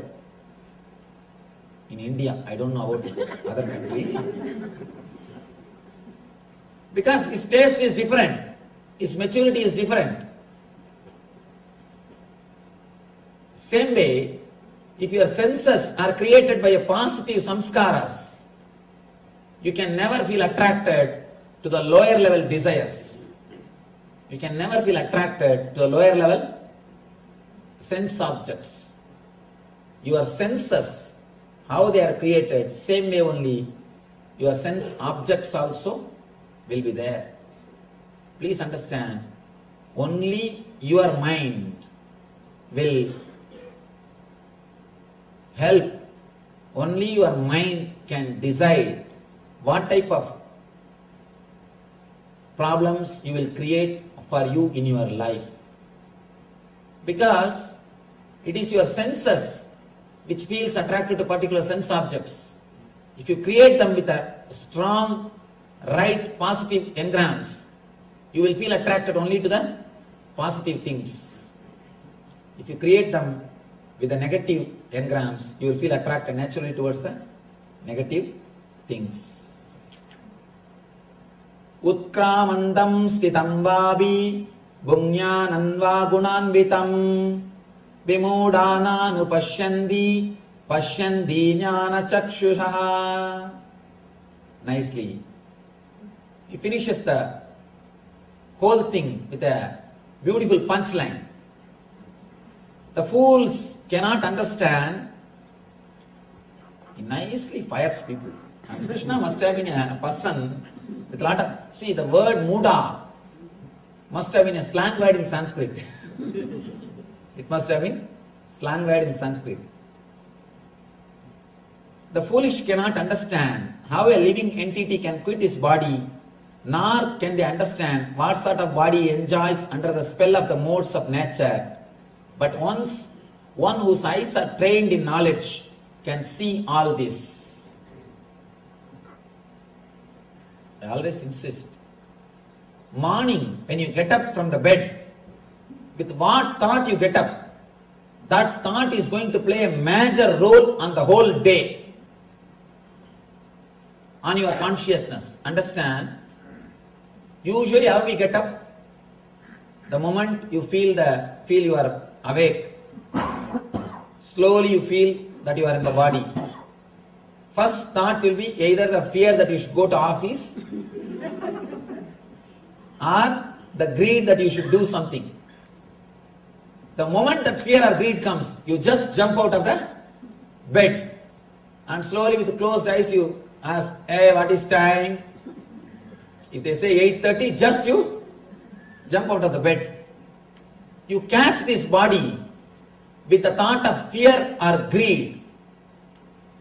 If you catch this body with the thought of fear and greed, please understand, you will create the senses which will again attract more and more fears and more greed.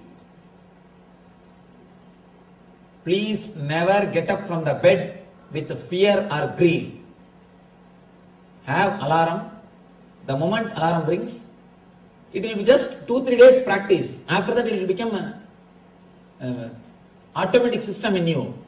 Just for 2-3 days, the moment you feel that you are awake, remember either your Ishta Devata or God or some spiritual things.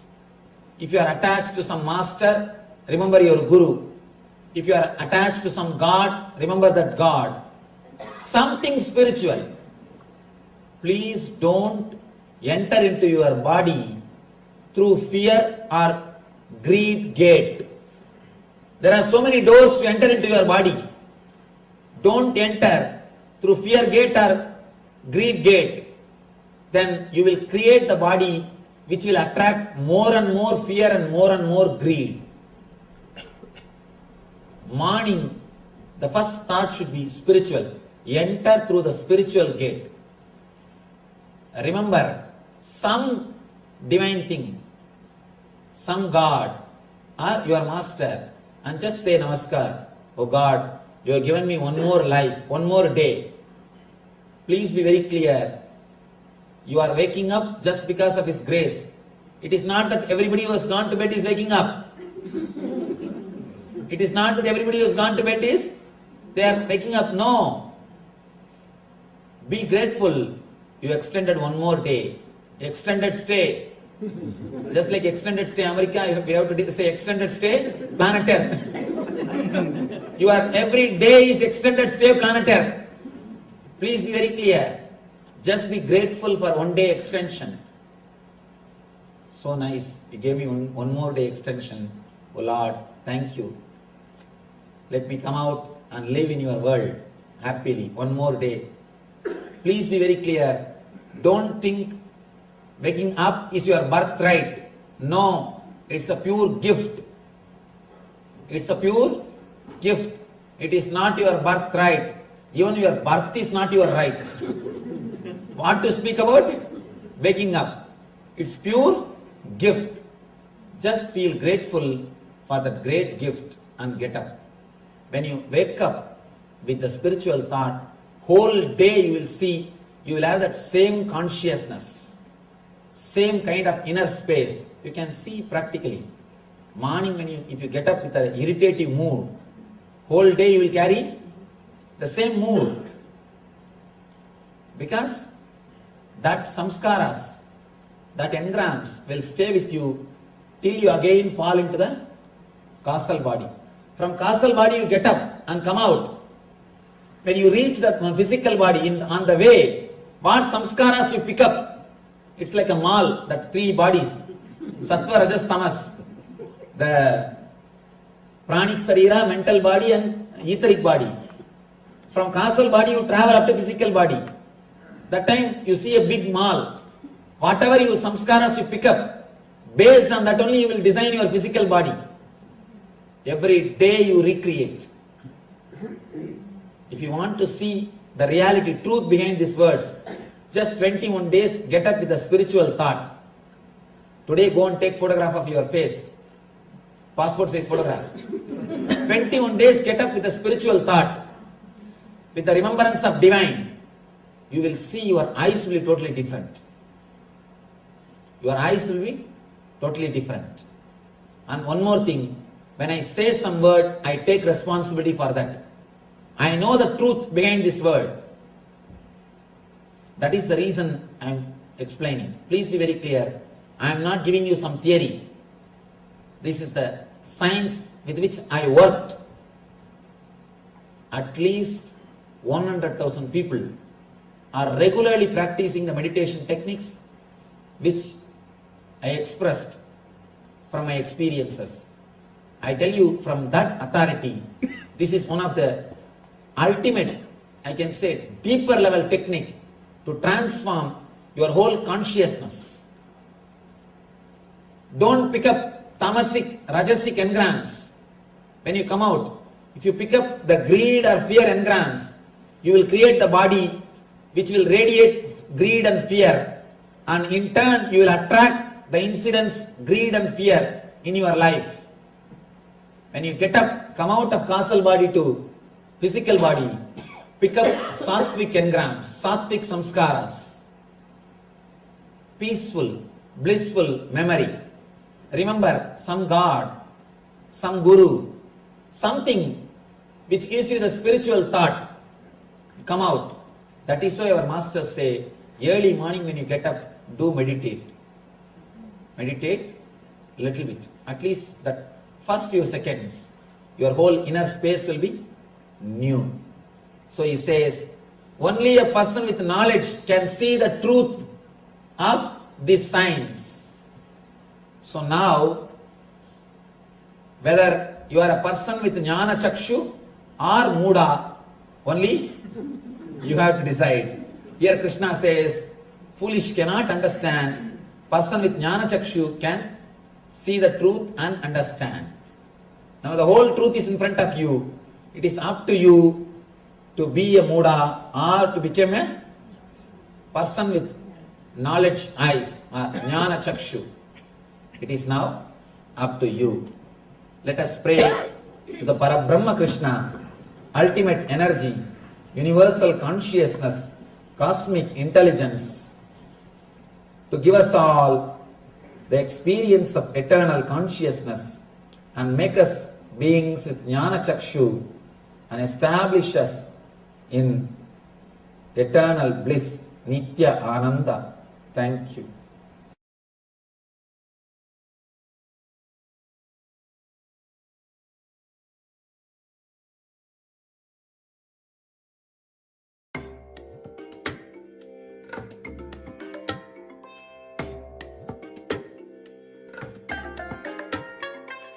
I bless you all. Let you all open all your three eyes and manifest the powers of Mahasadashiva. Om Nityananda Paramashivoham. Om Nityananda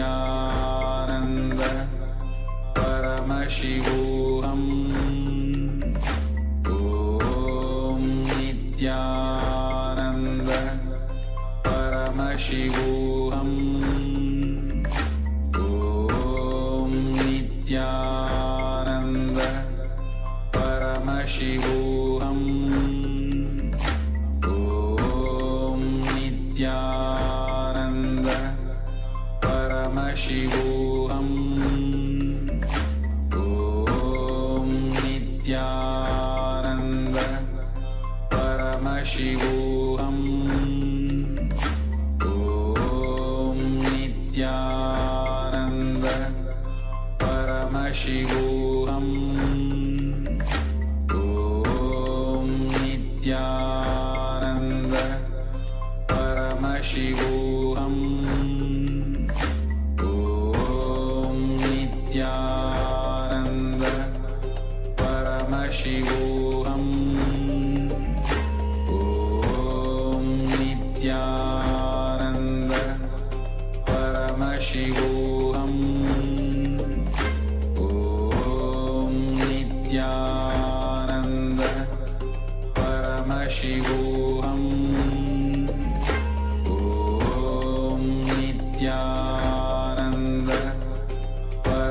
Paramashivoham Om Nityananda Paramashivoham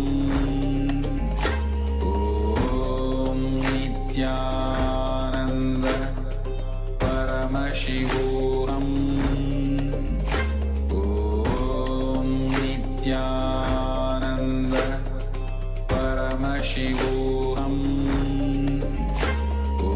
Om Nityananda Paramashivoham. Yes, Nityanam, all of you. So we just received a powerful cognitions on Swamiji gave on Janama Marana Chakra, which is the science of rebirth. So with this, we'll be entering into the internalization exercise. Now all of us have come to know that we are in this cycle or cycle of rebirth, again and again, take birth. We do something, whether we get married, we have some career, depending on the time that we are born. We die again and we take birth again. This is science of rebirth, as Swamiji has beautifully explained. Now we'll be taking few moments in our life and scanning our life, scanning the thought currents, and looking deep into our life to cognize what are the patterns that we carry, to identify. Yes, so requesting participants, you can have a pen and paper ready. So requesting participants to grab a pen and paper, and we will be going into this internalization exercise. Just giving you all a moment to get together the pen and paper.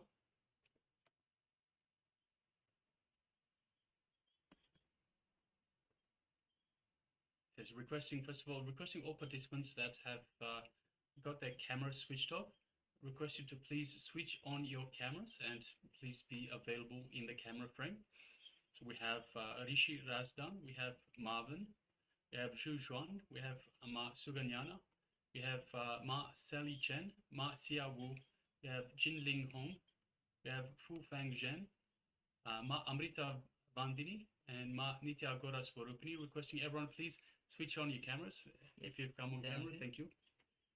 So requesting everyone please switch on your cameras and be available for the program, be available in the camera frame itself. Yes, thank you for those that come on camera. So requesting everyone please gather a pen and paper. So before we enter into this exercise, you will need a pen and paper. So please make sure you have something to write on.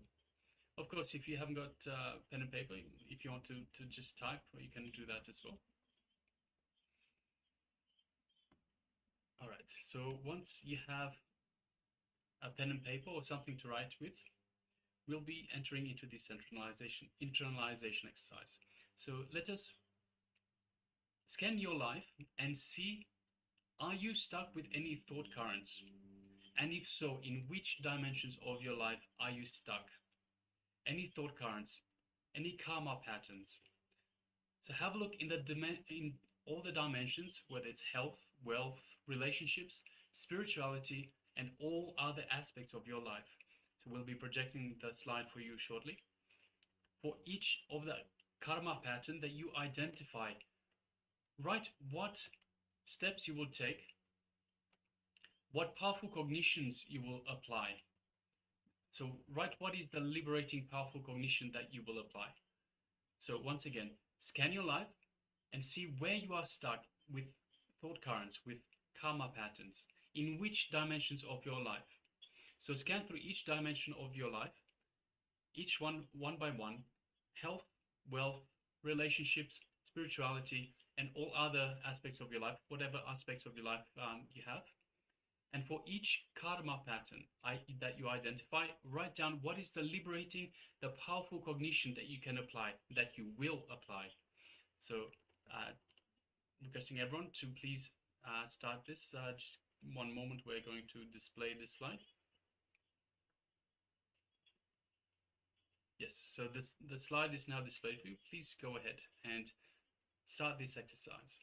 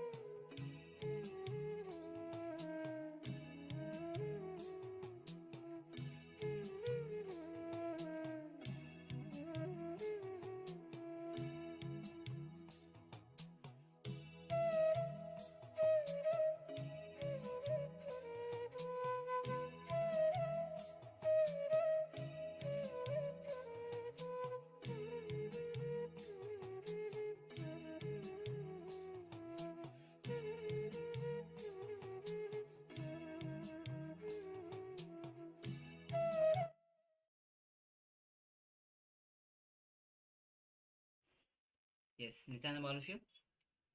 And we'll take a little break from this internalization exercise. And because the darshan preparation has already started, so as all of us are here to have the darshan of Bhagwan, the uh, whole essence of our waiting is to have to receive the darshan of Bhagwan, to so that Bhagwan graces us in our life, have the every bit of His grace, His presence in our life. So as the darshan preparation has already started, we'll be transitioning to the darshan preparation. Let's call all your family members, friends, and connect them to Bhagwan. It is Bhagwan who is going to uh, make their life, to give their conscious breakthrough in their life. So maybe you can reach out to who knows about anybody, your friends, your families. Connect them to Bhagwan as the darshan is already about to start. Yes, so let's get ready for darshan preparation, and shortly we'll be starting a darshan. And this was going on for quite a long time. And at one point, but the main intention that they both had, understand, remember, they don't have money, they don't have source of income. One intention they have, they want to become Sarvanyapita Yajamans. They just worked with this one intention. All they will do is sit, call people, and every person, every Chinese participant that is there, they'll connect with them, help them have completion, walk them through. And they used to do this intensely. One day, some miracle happened. All of a sudden, they manifested 10,000. Immediately, how would we all feel? Wow, $10,000. Let me take this. Now Swamiji has showered this upon me. Look, I enriched. Now this is a gift Swamiji has given me. Let me use this $10,000, right?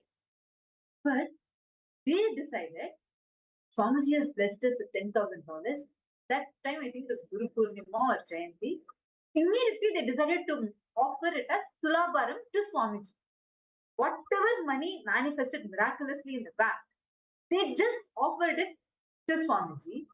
Again, as soon as they offered, the very next day, 5 times that same money manifested in their bank.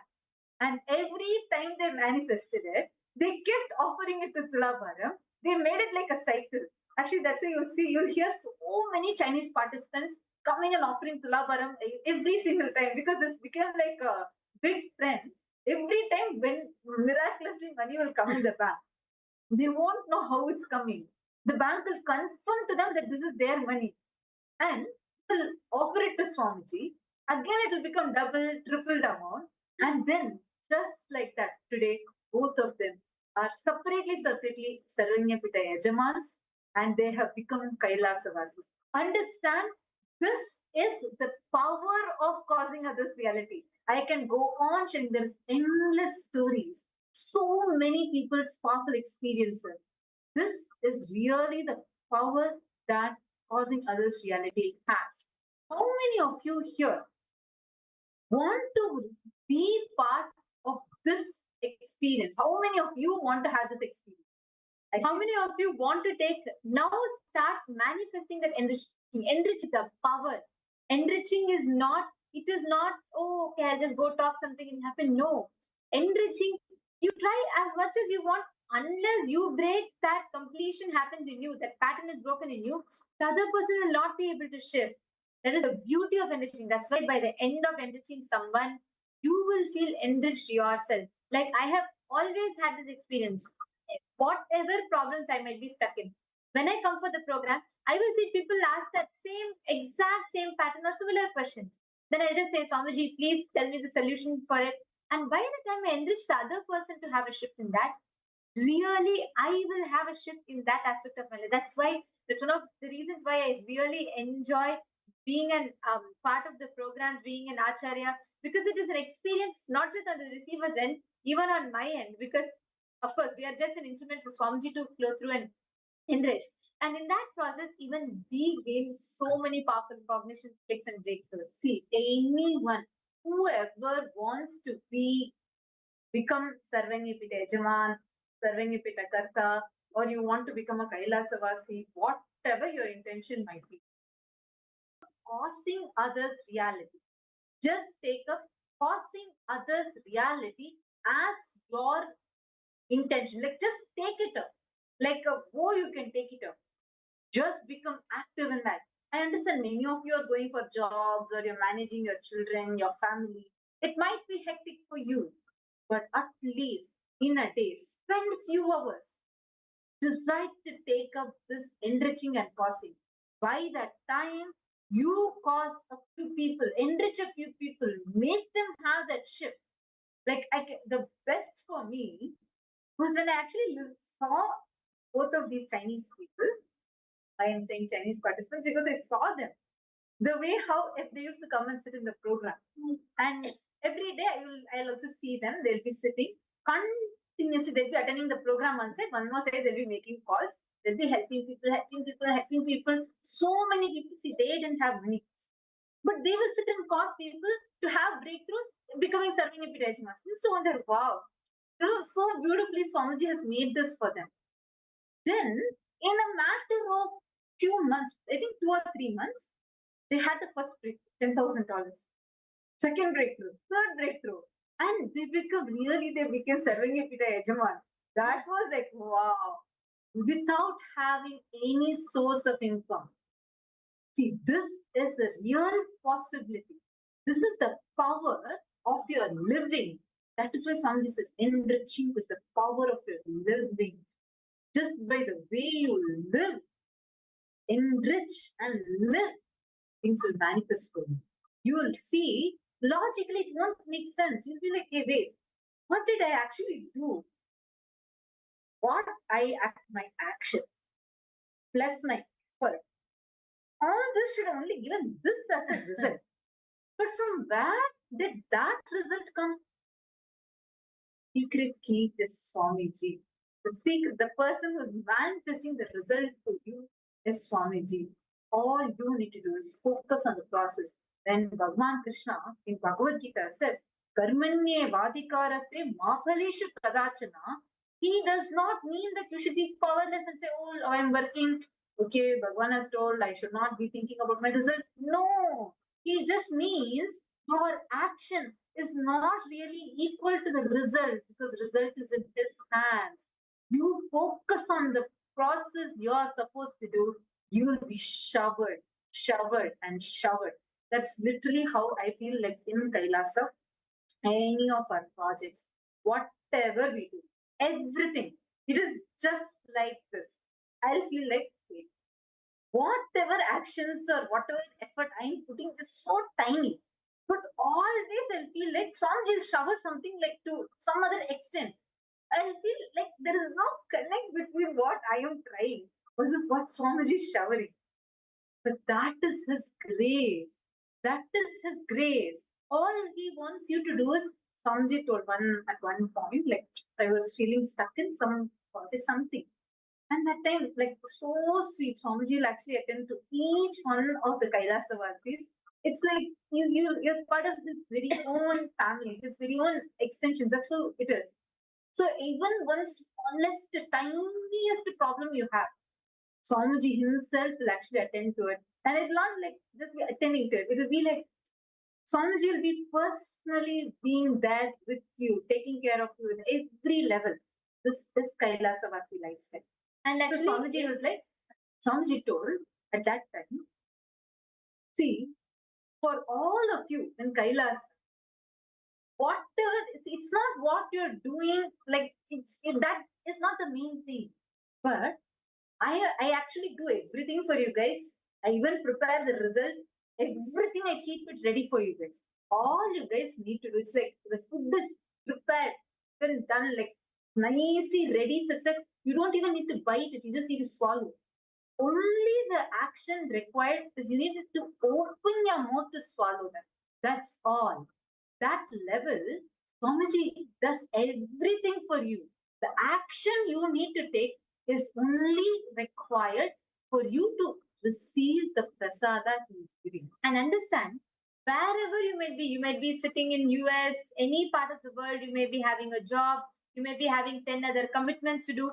But when you take up, see, with regular world, your matrix world, the normal logic applies. You have to go to a job means you can't manage something else at the same time. There'll be 10 obstacles.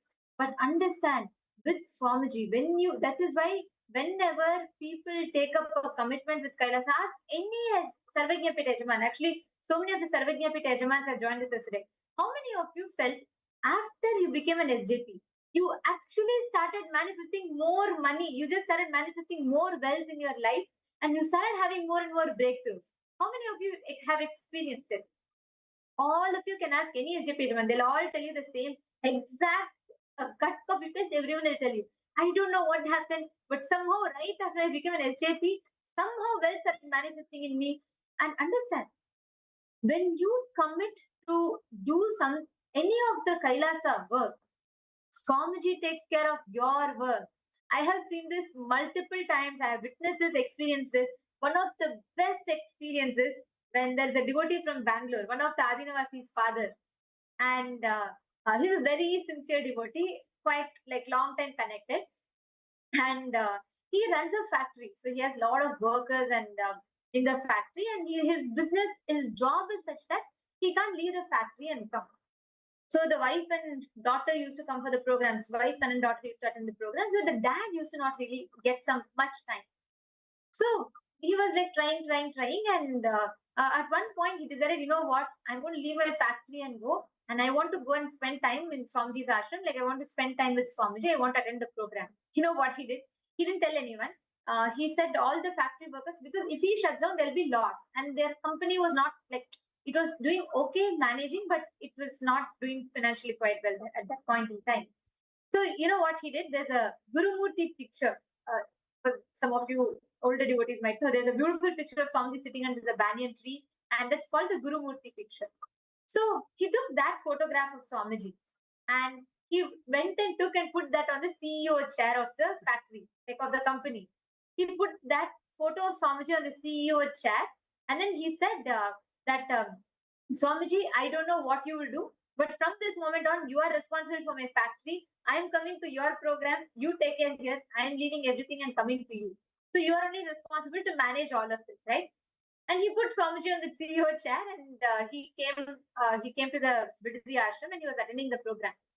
And 2 days passed, and he was very worried. He's never left it, and a lot of factory workers are there, and night time also people come, so there needs to be a lot of security and things taken care. So suddenly after 2 days, he got a call, like 16 missed calls from like 16, like a lot of missed calls from a factory security person.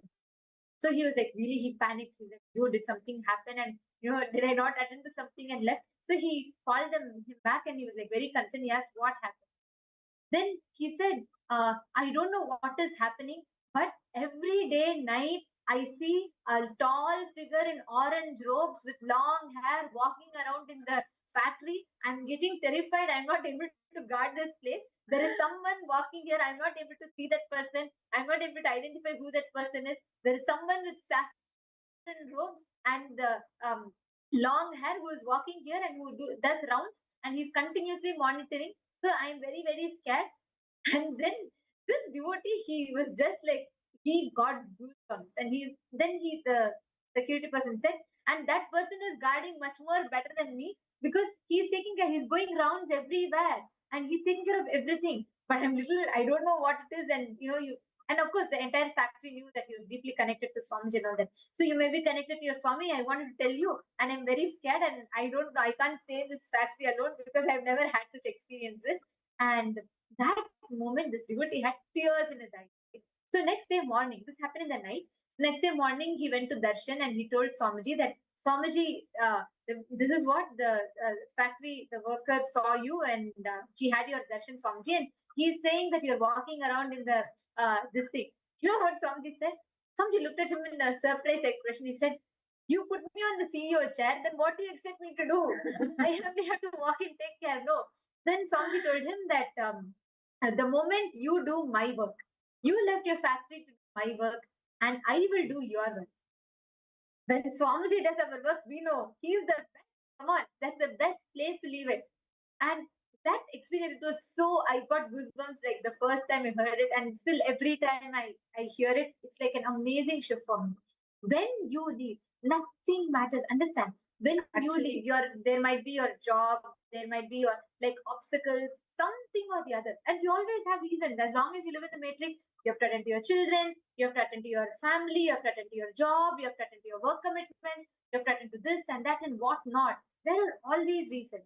But when you decide to dedicate, when you decide to commit anything to do with Swamiji, understand, it is not a one-time, it's not a one-side commitment. When you invest something, Swamiji invests the time, life and energy back, and you simply know who's the best. You are living it to the best. When that incident happened, the factory finally told him, this Ayya was still there in the Arinam, experiencing the program. They told, only that month, the income rose to four times more, not percent, 4 times more than the normal level, and the profit grew multifold. Yes. So, you actually remember that Ayya said, not only I got rich inside, Swamiji made me rich even outside without even me having to do my job. All I did was I only enjoyed Swamiji. Swamiji did the rest for me. See, this is how it is. It feels exactly like this in Kailasa, because it's like every bit of your whatever you think that you are trying to put an effort, Swamiji will make it happen. And you will feel like, wait, I really did not work so much for that, getting that kind of result. But come on, you're with Swamiji. Understand, anything is worthy of being given up just to be with Swamiji. Nothing is that worthy to be holding on. You can, whether you're wanting to offer your time, whether you're wanting to offer your talent, whether you're wanting to offer your treasure, or you just want to offer yourself, whatever, in whichever way, whichever level, do it. Never postpone this. And anyone, whoever wants to take up, really be part of being this enricher. You want to experience this yourself, especially for the participants who have a strong intention to become a Sarvangapita Yajaman, Sarvangapita Karta. Take this up. How many of you want to become part of this enriching team? Like, you want to enrich so that you can be showered like this, whether 1 hour a day, 2 hours a day, or how much ever time you can, but dedicate. Even if it's not even the same day time every day, but at least you want to make it happen. So every day somehow you can make at least 1 hour of your time, 2 hours of time. Really dedicate that time. How many of you are willing, wanting to be a part of this? I request you all to post in the chat just saying, I want to be part of the enriching team. Our team can reach out to you. We can support you further. But there is a beautiful opportunity for you to be a part of this. So even if you're not able to do it every day, but you want to dedicate some time, like you can say, in a week, I can dedicate these many hours. In a week, at least for this much time, I can be a part of this. Feel free to post it. And if you also want support in your Sarvangapita journey, I know many participants who have a strong intention to become a Sarvangapita Yajaman, Sarvangapita Karta. All of you also post that here in the chat so we can support you. Actually, we can keep talking. There are so many. Really, every day we hear these powerful experiences from people who have taken up enriching, causing as their experience, as their very lifestyle. Because of that, tons of miracles happen. People say suddenly they got healed. Suddenly, just by sitting in darshan, I remember one person shared he had a very strong shoulder pain for almost 2 months, and even the doctors were not able to cure it. Just one Parashakti Akashik reading he came, and he got one blessing. Swamiji, as Devi Parashakti said, blessings, I'll heal you now. He heard a crack in his shoulder, suddenly the pain disappeared. See, you will be able to be a part of this. You can experience this miraculous way of life.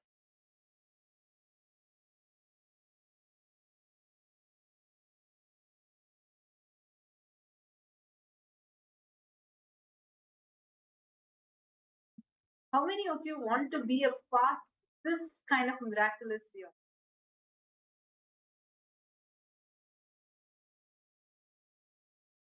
Now, let us all take a few minutes and we are going to just quickly see how we can make this enriching and passing as a part of our life. First step, can I request all of you to make a list of the top 10 relationships in your life? We'll take 2-3 minutes. Please start writing it down. Make a clear list of the top 10 relationships from your life.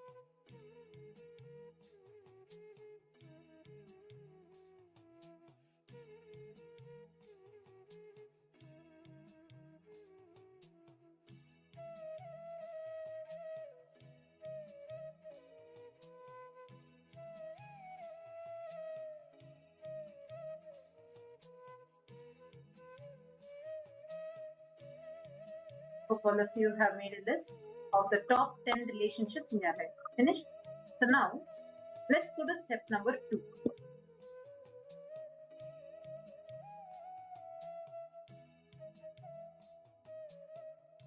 In each of these relationships, stepping up your integrity, authenticity, and responsibility in all those relationships, write down in what all new ways can you enrich all these relationships.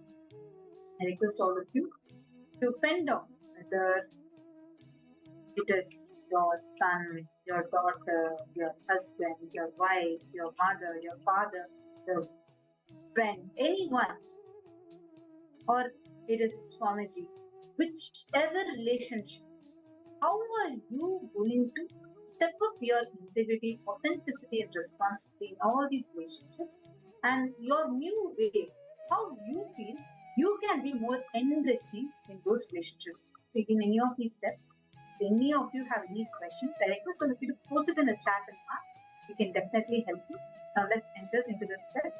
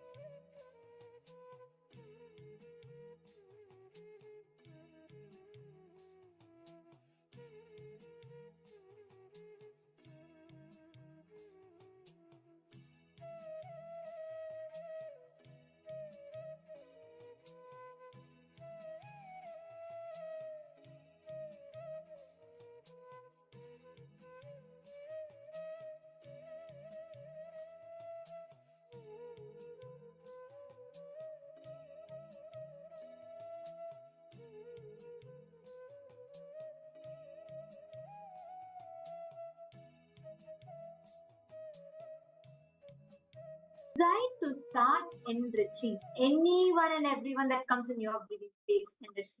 Enrich them in whatever ways you can. That will lead you to the next and next breakthroughs. This, when you start enriching, when you start causing others reality, you start causing your own reality. When you start manifesting others' reality for others, taking responsibility for others' reality, you start manifesting your own reality. Now, we're going to be entering into the next session where Swamiji will reveal to all of us about the power of cause.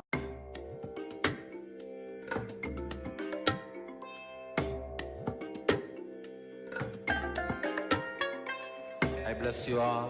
Let you all open all your three eyes and manifest the powers of Mahasadashiva. Om Nityananda Paramashivoham. Om Nityananda Paramashivoham. Om Nityananda Paramashivoham. Om Nityananda Paramashivoham. Om Nityananda Paramashivoham. Yes. Nityananda. Yes, so as we had a small exercise on enriching the top 10 relationships that we have penned down, this from the enriching segment that we have actually been going through. So it says again and again, the moment you start causing others reality, you start causing your own reality.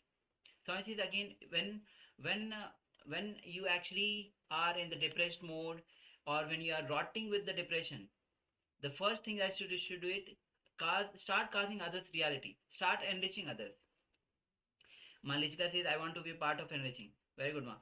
So you can reach out to the actually we will connect to you and let you know how you can be a part of the enriching, because Swamiji says again, enriching is a direct way, the straight path to enlightenment. And of course, anyone else that would like to be part of enriching others. So yes, enriching others is enriching yourself. If anyone else wants to be part of enriching, if anyone else wants to be part of Kailasa, part of whether it's as Kailasavasi, whether it's become part of the Sangha in one way or another, reach out to us, let us know, and we'll put you in contact with the right people. Yes, in any way you want to contribute, whether through enriching or becoming part of any project, you are most welcome. Yes, and so now as we just came to darshan, as we already had one darshan Swamiji gave on today as the auspicious occasion of Vijayadashmi. So we'll be continuing now with our sessions as the darshan is already over for the day. So we'll be continuing with our sessions, and we just we had before the darshan, before the sessions, actually enriching section, we had on the segment of Janama and Marana Chakra, the cycle of the science of rebirth. So now we'll be entering into the power manifestation, and the power manifestation is going to be on reducing the weight of the object which is close to you.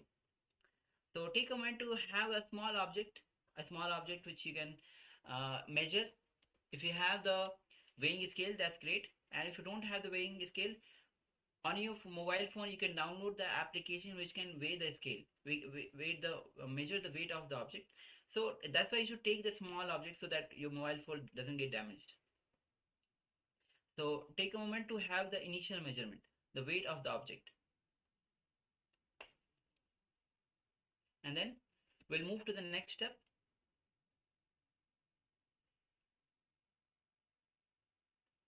Yes, and once again, requesting participants, please take a recording of the object, whatever the object is. Take a recording of the object before the power manifestation. So show us show the initial measurement. Recording during the power manifestation, and of course recording at the end with the the weight of the object at the end of the power manifestation. So just to see, once you have these, you can enrich others by simply showing them, sharing with others, say, hey, this is what is possible. This power anyone can do. If I can do, you can do too. So you can connect them back to Swamiji as well. Yes. As in the previous section, Ma Ananda Gurupni has shared the photo of previous and the after, the initial and the after record of the weight of the object. So in that way, just take the initial measurement, start recording. As I think Luki was actually starting to record the power manifestation. That's great. So this is the first step. So take the initial measurement of the object and also start recording the power manifestation. And requesting participants that have their cameras switched off, please switch on your cameras and be available in the camera frame as we move forward with the power manifestation segment. Yes. So once you have taken the initial measurement, bring your awareness to the third eye. And visualize Swamiji in your third eye. Start chanting Mahavakya. Om Nityananda Paramashivoham. Om Nityananda Paramashivoham. Om Nityananda Paramashivoham. With this deep connection with Bhagwan, declare the object to reduce its weight. So declare the reduction of the weight of the object. Continue to chant Mahavakya. Let's begin this manifestation. Om Nityananda Paramashivoham. Om Nityananda Paramashivoham. Om Nityananda Paramashivoham. Om Nityananda Paramashivoham. Om Nityananda Paramashivoham. Om Nityananda Paramashivoham. Om Nityananda Paramashivoham. Om Nityananda Paramashivoham. Om Nityananda Paramashivoham. Om Nityananda Paramashivoham. Om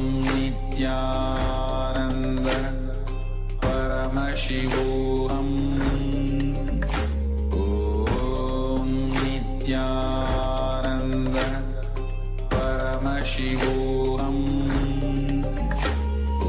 Om Nityananda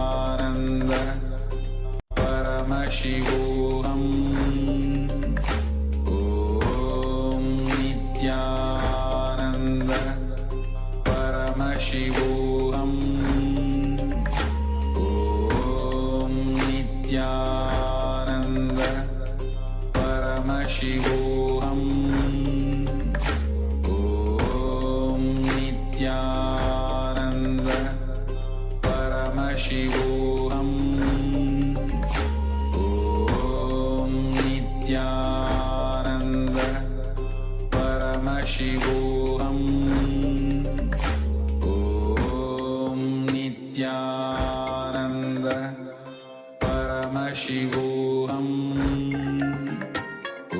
Paramashivoham. Om Nityananda Paramashivoham. Om Nityananda Paramashivoham.